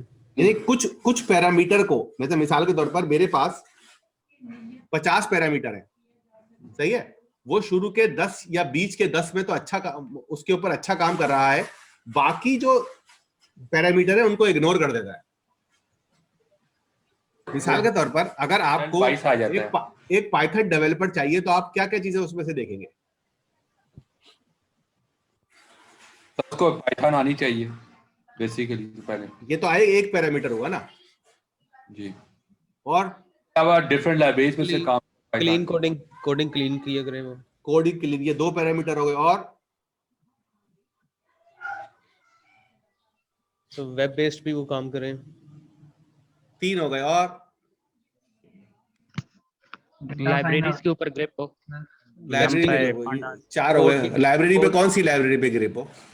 पांडास पे निकाले सर, उसका टेस्ट भी देना। पांडास पे काम किया। और बताओ, कोड टेस्टिंग किया करें लाजमी। कोड टेस्टिंग भी कर सकते हो। 6 बता दिए। अब देखो आपने इसमें जो 6 जो मोटे मोटे पॉइंट बताए, इसको आप कहते हैं मेजर। आप इसमें से कोई माइनर चीजें छोड़ रहे हो। बीसीएस की डिग्री होनी, वो माइनर चीज जो है, चलो बीसीएस की डिग्री, बीएस की डिग्री भी जो है वो मेजर आ गई। आप माइनर चीजें छोड़ रहे हो। मिसाल के तौर पर वो एक्सपीरियंस होना चाहिए उसका पाइथन में, चलो ये भी मेजर में आ गया। माइनर चीजें आप ढूंढ रहे हो। मिसाल के तौर पर उसका जो लर्निंग एडॉप्टेबिलिटी कैसी है, उसकी पर्सनैलिटी कैसी है, सही है, उसका लोगों से बिहेवियर कैसा है, सही है। अब आप इस मिसाल के तौर पर मैं आपसे एक सवाल करता हूं। इसमें मेरे पास 40 स्टूडेंट है। 40 स्टूडेंट ने सबको पाइथन आती है, सबको लाइब्रेरी पे ग्रिप है, सबका 1 साल का एक्सपीरियंस है, और सबने बीएस की डिग्री है। तो आप इसमें से किस जो है वो 10 लोगों को चुनेंगे और किन को नहीं चुनेंगे? किस बेसिस के ऊपर? कम्युनिकेशन स्किल्स बेटर हो जिसकी। कम्युनिकेशन स्किल बेटर, उसके लिए आप क्या चेक करेंगे? क्लाइंट के साथ डीलिंग अच्छी कर लेता हो सर। क्लाइंट, आप जैसे मिसाल के तौर पर एक बड़ा वीक पॉइंट है कि इसके अंदर बहुत सारे स्टूडेंट खामोश रहते हैं। ठीक है, ये एक बड़ा इंपॉर्टेंट पैरामीटर है, लेकिन ये माइनर है। मतलब जब आप डेटा लेने जाएंगे तो आप इस वाले पॉइंट को अक्सर इग्नोर कर देते हैं। ये कहलाता है वीक पॉइंट। जैसे जब आप किसी बंदे को हायर करते हैं, अक्सर आप नए इदारों के अंदर तो ये बहुत होने लगा है, लेकिन पुराने इदारों के अंदर आप उसका बिहेवियर या लोगों से बिहेवियर जो है वो इग्नोर कर देते हैं। इसका कहते हैं वीक पॉइंट। यस सर, सही है। तो बाद वक्त क्या होता है कि जब आप सिलेक्शन बाउंड्री बना रहे होते हैं, डिसीजन बाउंड्री बना रहे होते हैं, तो उसमें कुछ वीक पॉइंट जो है वो इग्नोर कर देते हैं आप। मिसाल के तौर पर मैं आपको एक दिखा दूं, बैंक लोन, किसी के पास वो डेटा सेट है या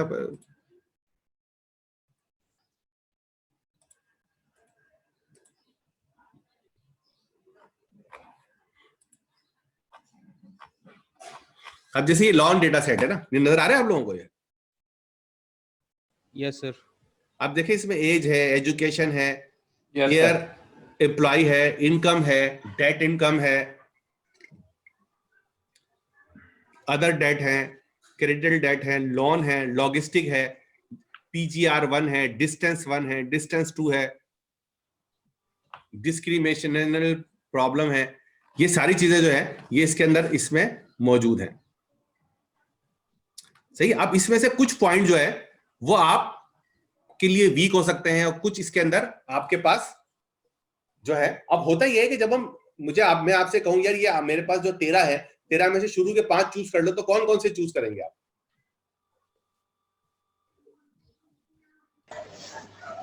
एजुकेशन, इनकम, लोन भी देखेंगे हम उसका, और इनकम। हाँ, तो इसका मतलब है जो पॉइंट आप छोड़ रहे हैं वो आपके क्या है? वीक पॉइंट है। ठीक है। तो ग्रेडियंट बूस्टिंग क्या करता है कि उन वीक पॉइंट को, उनको भी जो है वो डिसीजन में इंक्लूड करने की कोशिश करता है।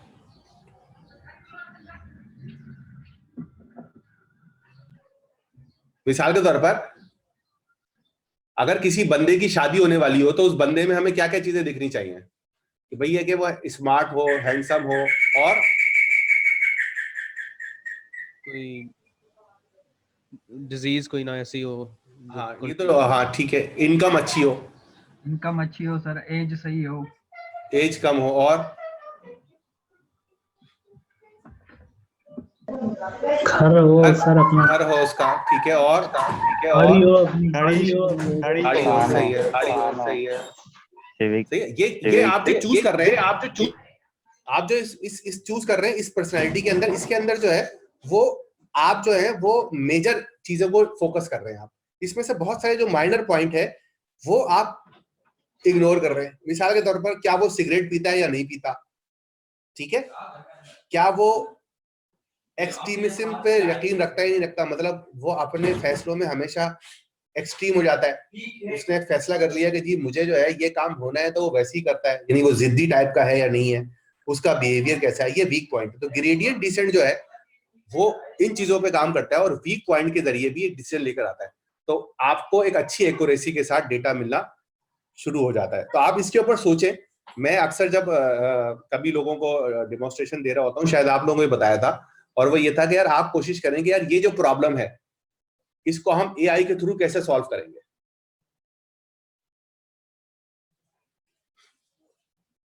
बात समझ में आ रही है आप लोगों को ये? तो आप ये सोचें कि यार ऐसा कैसे हमें जो है अगर एक लड़के और एक लड़की की शादी करानी हो तो उनके अंदर कंपैटिबिलिटी पैरामीटर क्या होने चाहिए। फिर आपके पास अगर जब कंपैटिबिलिटी पैरामीटर आ जाएंगे तब आप जा सकते हैं और सोच सकते हैं कि यार आप जो है वो एआई कैसे लेकर आएंगे। अब मैं आपसे एग्जांपल लेता हूं, भाई क्रिकेट है, क्रिकेट के अंदर आपको के पास 50 प्लेयर हैं और आपको 11 प्लेयर चूज करने हैं, तो किस बेसिस पे चूज करेंगे? सर उनकी पास परफॉर्मेंस पे सर। ये तो क्वालिटेटिव बात है, क्वांटिटी लेकर आओ ना। पास परफॉर्मेंस कैसे मेजर करेंगे आप? उनके जो स्टैट्स होंगे प्रीवियस, बताओ ना, वही बताओ ना, एक दो बताओ सर। उसका स्कोर कितना है सर, अगर वो बैट्समैन है सर, उसका एवरेज क्या है, उसका स्ट्राइक रेट क्या है, ठीक है, और मुख्तलिफ कंडीशंस पे वो कैसे खेला है सर वो। अब देखो आपका पास क्या है, एक स्ट्राइक रेट है और एक एवरेज रेट है, सही है, 2 रेट है, बैट्समैन है। अब आपने क्या करना है, इसको अगर आप माइनर लेवल पे जाएंगे, अब आप क्या कर रहे हो, माइनर लेवल पे जा रहे हो। अभी मेजर लेवल पे तो 2 पैरामीटर है, लेकिन माइनर लेवल पे आप क्या करोगे, आप ये चेक करोगे कि कौन सी पिच के ऊपर उसकी क्या परफॉर्मेंस है। ठीक है, इसका मतलब ये हुआ कि आपके पास जो स्ट्राइक रेट और जो एवरेज रेट है, सही है, उसको आपने slow pitch, fast pitch, bouncing pitch, dead pitch, सही है, और कोई पिच होती है भाई?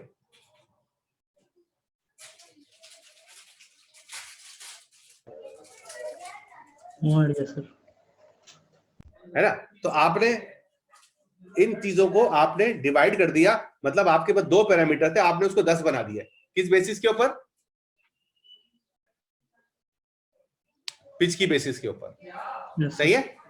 इसके अलावा किस कंट्री के अंदर क्या स्कोर है, तो ये आपके पास होगा, आप किस कंट्री की किस पिच पे क्या स्कोर है, फिर किस बॉलर के अगेंस्ट में क्या स्कोर है उसका। यस सर, सही है ना। तो अब अगर आपके पास इस तरह 50 पैरामीटर हो, अभी आपके पास शुरू में कितने पैरामीटर? 2 थे, 2 के ऊपर आपकी एक्यूरेसी अच्छी नहीं आ रही थी। ग्रेडियंट बूस्टिंग मशीन की मदद से आपने क्या किया कि आपने उसको 50 पैरामीटर के ऊपर काम किया। जब आपने 50 पैरामीटर पे काम किया तो अब आप अगर आप डेटा साइंटिस्ट बने तो आप ये ज्यादा बेहतर प्रिडिक्ट कर सकते हैं कि आपका ये जो बैट्समैन है, ये जो कराची के अंदर कल जो है, ये कराची किंग का लाहौर कलंदर से जो मैच होगा, उसके अंदर कौन सा बैट्समैन सबसे ज्यादा स्कोर करेगा। क्या ख्याल है, कर सकते हैं?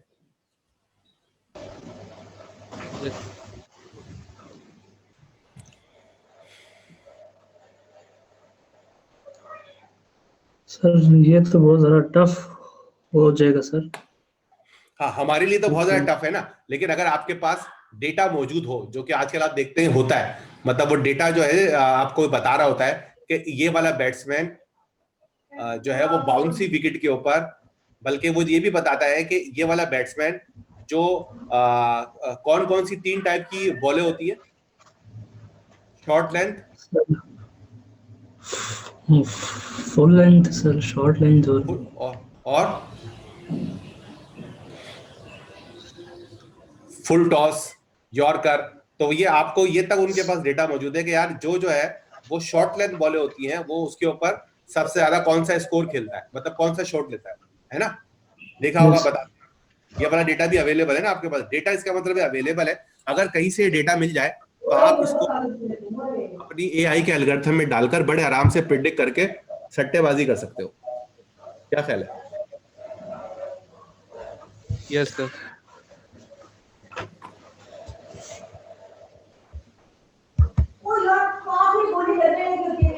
समझ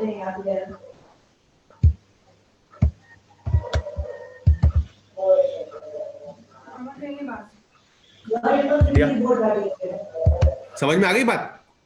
तो आप यही चीज जो है वो न्यूरल नेटवर्क के अंदर है, और न्यूरल नेटवर्क के अंदर जो है वो सबसे अच्छी बात ये है कि ये जो है वो सारे पैरामीटर को कंसीडर करता है।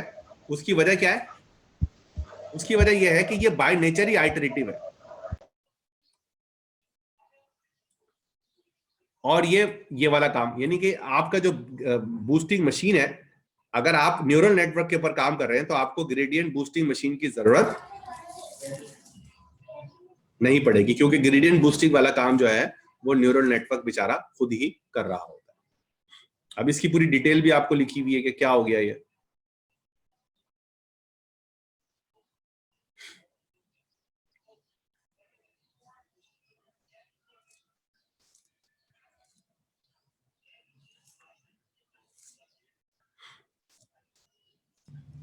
कोई सवाल यहां तक? सर जैसे आप सिखाते हैं उस तरह बुक में उस तरह नहीं पता लग रहा होता, उस तरह नहीं, इसलिए कि आप बुक उस तरह पढ़ते नहीं है ना, आप जो है वो बुक उस तरह पढ़ते नहीं है। और उससे खतरनाक बात है जिस पे कि यार चलो बुक ठीक है बुक पढ़ने में, लेकिन आप टीचर से सवाल नहीं करते। आप सिलेक्ट के ऊपर क्वेश्चन करेंगे, सर ये मुझे बताएं कि ये वीक, असूली तौर पर आपको ये सवाल पूछना चाहिए था कि सर ये वीक पॉइंट्स क्या होते हैं, मॉडल क्या होता है, प्रीवियस मॉडल्स क्या होता है। ये मेरे पास सवाल आने चाहिए थे, कोई सवाल ही नहीं आया। इसका मतलब है आपने किताब नहीं पढ़ी। मैंने कहा था कोई सवाल हो तो आप पूछ लेना, आपने कोई सवाल नहीं पूछा। ठीक है, केगल कॉम्पिटिशन्स क्या होते हैं ये आपने नहीं पूछा। शंड का मतलब क्या होता है? सर तो आप हमें पहले बता दिया फिर सर कि यार मैंने आपको मैं 2-3 क्लासों से आपको ये बता रहा हूं कि अगर आपको इस किताब को पढ़ना है और एआई करके पढ़ना है, मतलब आर्टिफिशियल इंटेलिजेंस बाकी सीखनी है, तो आपको इसको लाइन बाय लाइन और वर्ड बाय वर्ड पढ़ना पड़ेगा। इसमें देखो आपको पूछना है कि भाई ये जीपीयू ट्रेंड क्या होता है। ठीक है जी sir. Large scale image classification, image net change, high resolution color images, 1000 different categories, 1.4 million, top 5 accuracy of winning model based on the classical approaches to computer vision.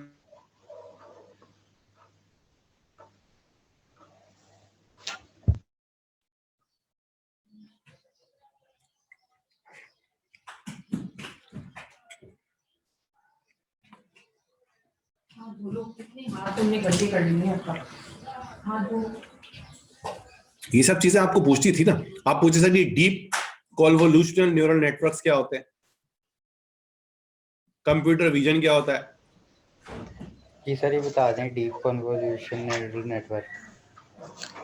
ये हमारे चैप्टर 6 में पढ़ेंगे हम।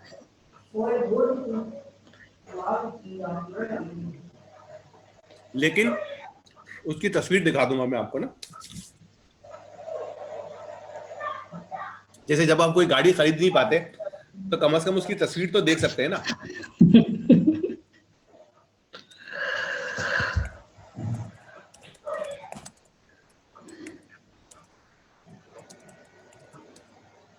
तो आपको जो है ना एआई से मोहब्बत करनी पड़ेगी।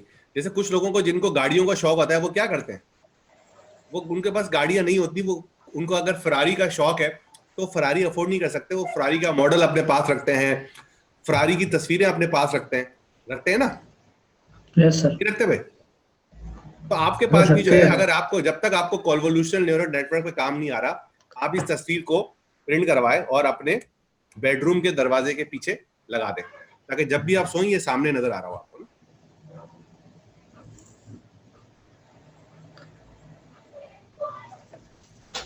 सर आपसे क्वेश्चन था कि सर कि हम अगर आपने जो हमने मशीन लर्निंग जो है वो स्किप कर दिया सर, तो एक जो है डीप लर्निंग के अंदर वो सारे काम हो सकते हैं जो एक मशीन लर्निंग के अंदर भी हो सकते हैं सर?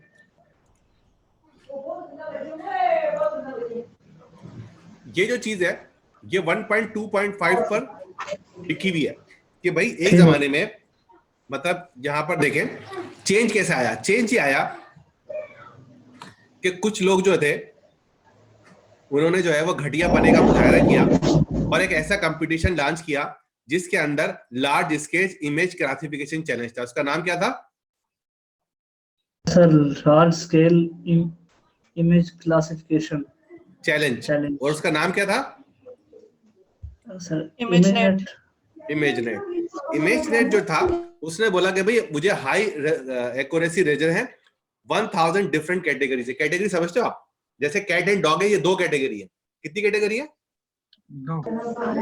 मैं कह रहा हूँ 1000 कैटेगरीज है मेरे पास, यानी कि उसके अंदर जो है वो कैट है, डॉग है, लॉइन है, पिजन्स हैं, एनिमल्स हैं, कारें हैं, इस तरह की 1000 कैटेगरीज हैं। और कितने इमेजेस हैं मेरे पास सर? 1.4 ठीक है। फिर क्या हुआ?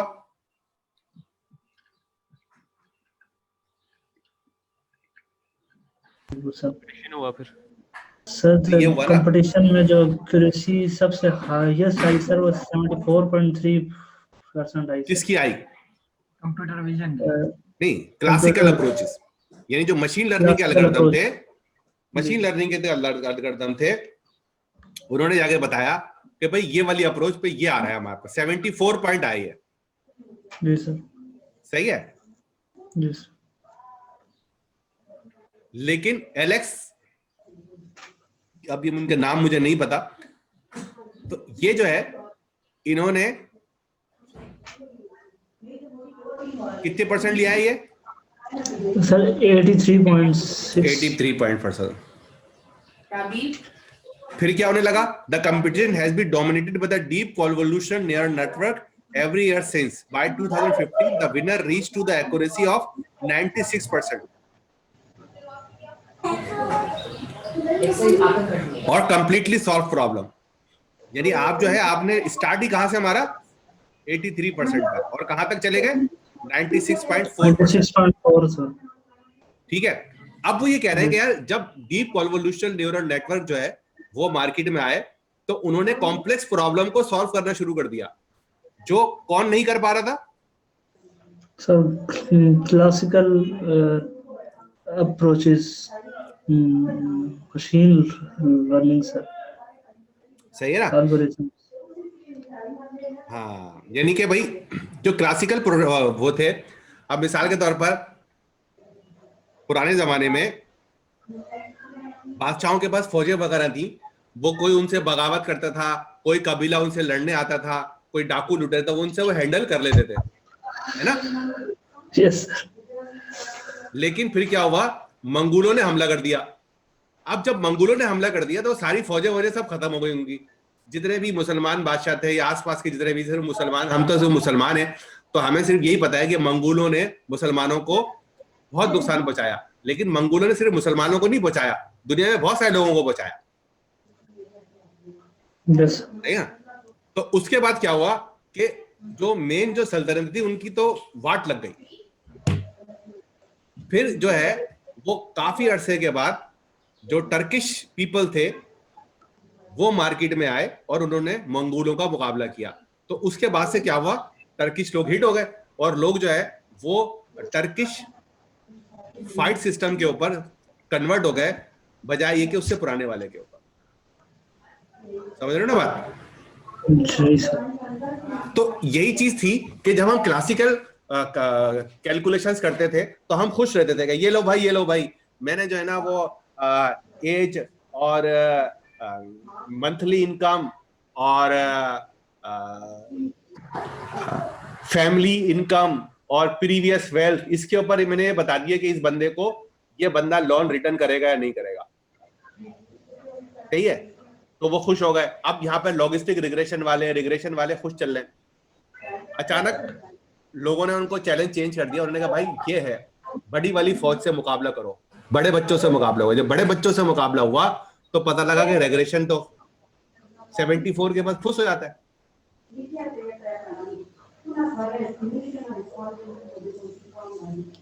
फिर क्या हुआ? फिर नई चीज बनी डीप लेट क्यों अब आप इंट्रोड्यूस हुआ फिर? क्या कह रहे हो? CNN इतना लेट इंट्रोड्यूस फिर क्यों हुआ? यानी कि अगर पहले भी थे उसकी दो मशीन वजूहत है ना। एक ये है कि CNN को काम करने के लिए, क्योंकि आप बहुत ज्यादा काम कर रहे हैं, कंप्यूटेशनल पावर बहुत चाहिए, नंबर 1। नंबर 2 ये है कि फिर रिक्वायरमेंट भी बहुत चाहिए ना। सही है ना। मिसाल के तौर पर आप मुझे बताएं कि ज्यादा यूरोप में जंगों की तरक्की।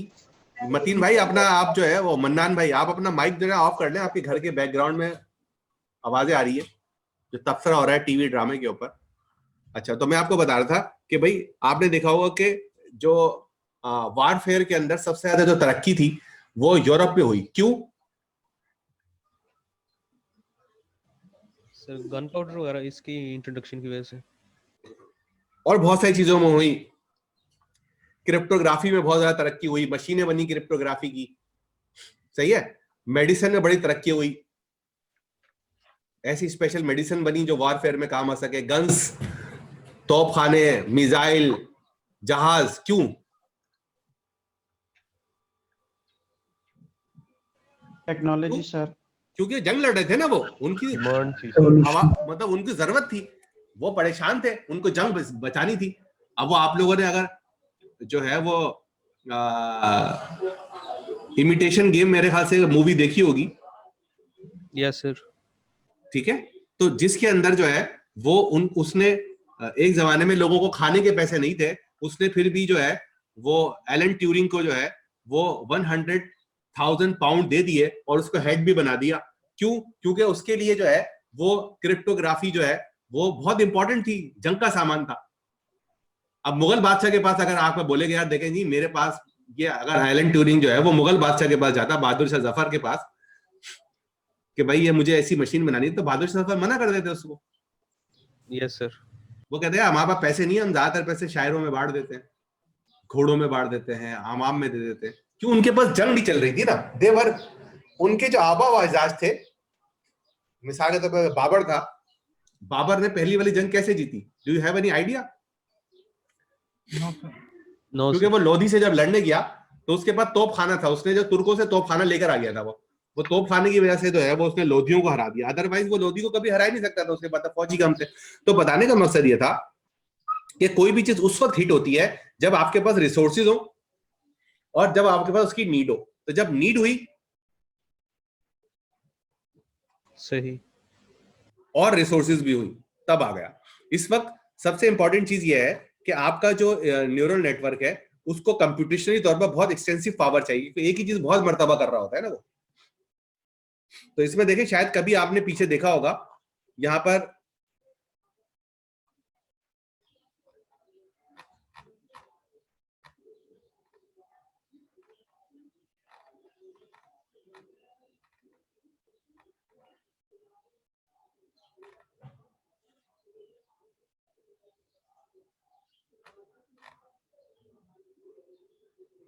यहाँ पे मैंने कहीं देखा था, आप लोगों ने देखा था, सर्च करें इसमें, जीपीयू इनेबल्ड या जीपीयू नेट प्रोसेसिंग जो है वो आपके पास।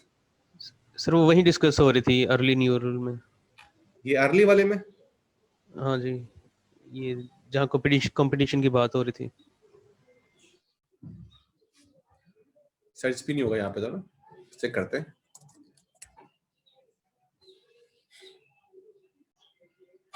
खैर ये अभी बाद में आएगा, इसका मतलब है ना।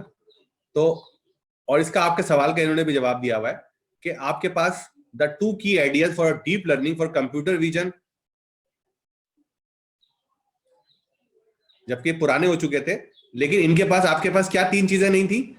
हार्डवेयर नहीं था, डेटा सेट नहीं थे और एल्गोरिथमिक एडवांसेस नहीं थे। तो न्यूरल नेटवर्क जो है अगर उस वक्त फेल हो जाएगा जब आपके पास ये 2 चीजें नहीं होंगी। अब जो इमेज नेट था, अगर उनके पास 1.4 बिलियन पिक्चर्स ही नहीं होती तो वो कहां से लेकर आते? उसकी एक वजह यह भी थी कि एक जमाने में जब डिजिटल कैमरे इजाद हो गए तो आपके पास तस्वीरें खींचना भी आसान हो गया ना। अब 1990 में जब डिजिटल कैमरे नहीं आए थे तो आपके पास पिक्चर्स मुश्किल होती थी। एम आई राइट और wrong? Yes sir. Yes sir, you right. है ना? तो अब आपके पास चीजें आती नहीं तो ये बनता रहा। फिर इसी तरह के हार्डवेयर आ गए, अब जीपीयू इनेबल्ड काम होगा। ये सब आप देखें इसमें, ये कुडा के बारे में जाके पढ़े, और साथ साथ इसके अंदर देखें कुछ भी और भी नीचे लिखी हुई है।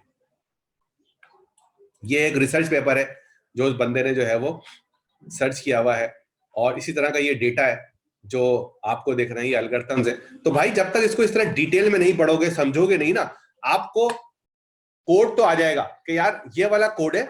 मैं आपको अभी वो उसका प्रीव्यू भी करा देता हूं, अगली क्लास फिर हम वहीं से स्टार्ट करेंगे। डालो इसको।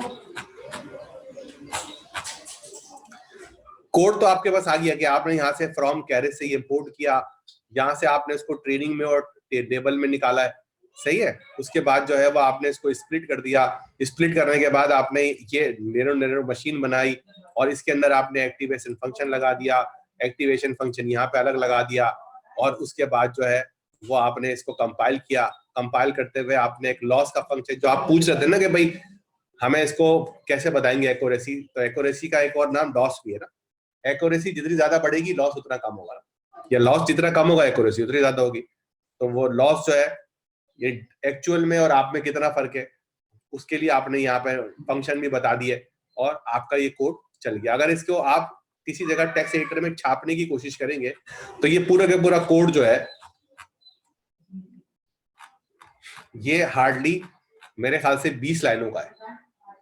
Yes sir. सही है। लेकिन इसके पीछे जो साइंस है कि भाई लॉस फंक्शन क्या होता है, ऑप्टिमाइजर क्या होता है, मैट्रिक्स क्या होता है और क्यों होता है, इसके पीछे समझने के लिए चैप्टर 1 पढ़ना बहुत ही जरूरी है। चैप्टर 1 आपको वो रिक्वायरमेंट बताता है। आपको पता है आपके सॉफ्टवेयर में जब आप कोई सॉफ्टवेयर डेवलप करने जाते हैं तो सबसे अहम चीज क्या होती है? रिक्वायरमेंट। बिल्कुल जबरदस्त। तो अगर असल में जो रिक्वायरमेंट होती है वो आपको ये बताती है कि आपका सॉफ्टवेयर, जब आपको पता हो जाएगा रिक्वायरमेंट, तो आप उसके लिए फिर सॉल्यूशन ढूंढने शुरू कर देते हो।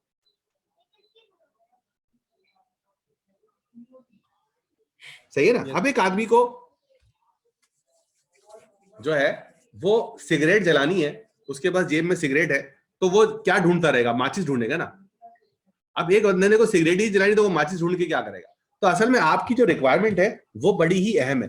तो आपको रिक्वायरमेंट पता लगेगी कि यार ये जो सीक्वेंशियल है ये क्यों है, एक्टिवेशन फंक्शन हम क्यों लेकर आ रहे हैं, ये इनपुट शेप जो है वो ये वाला ही और ये वाला क्यों है, और इसके बाद ये कॉमा के बाद ये जो छोटा सा ये लिखा हुआ ये क्यों है।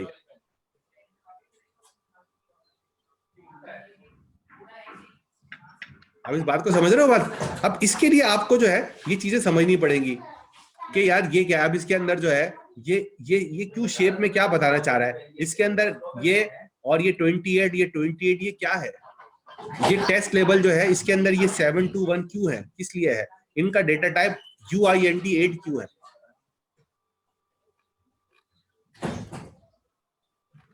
ये MNIST और लोड डेटा से क्या हो रहा है।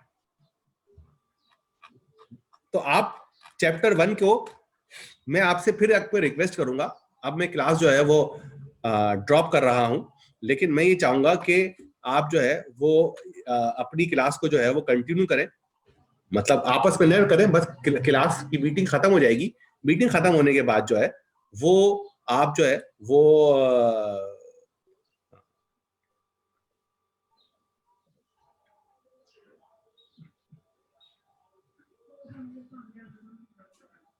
मीटिंग खत्म होने के बाद क्लास छोड़ के ना जाएं, बल्कि चैप्टर 1 पढ़ें। सही है? Yes sir. ठीक होगा सर। सही है। एक आदमी पूछ रहा है इस बुक का नाम क्या है, कौन सी बुक का भाई? अच्छा, दूसरे ने उसको बताया डीप लर्निंग। अब एक बंदा है उसने आज उसको पता लगा कि किताब कौन सी है, तो आप कैसे चलेगा यार ये? सही है। अच्छा, तो जो मैं यहाँ पर जो है कोई सवाल हो तो आप करें, वरना मैं जो हूँ वो फिर क्लास ड्रॉप करता हूँ, खत्म करता हूँ।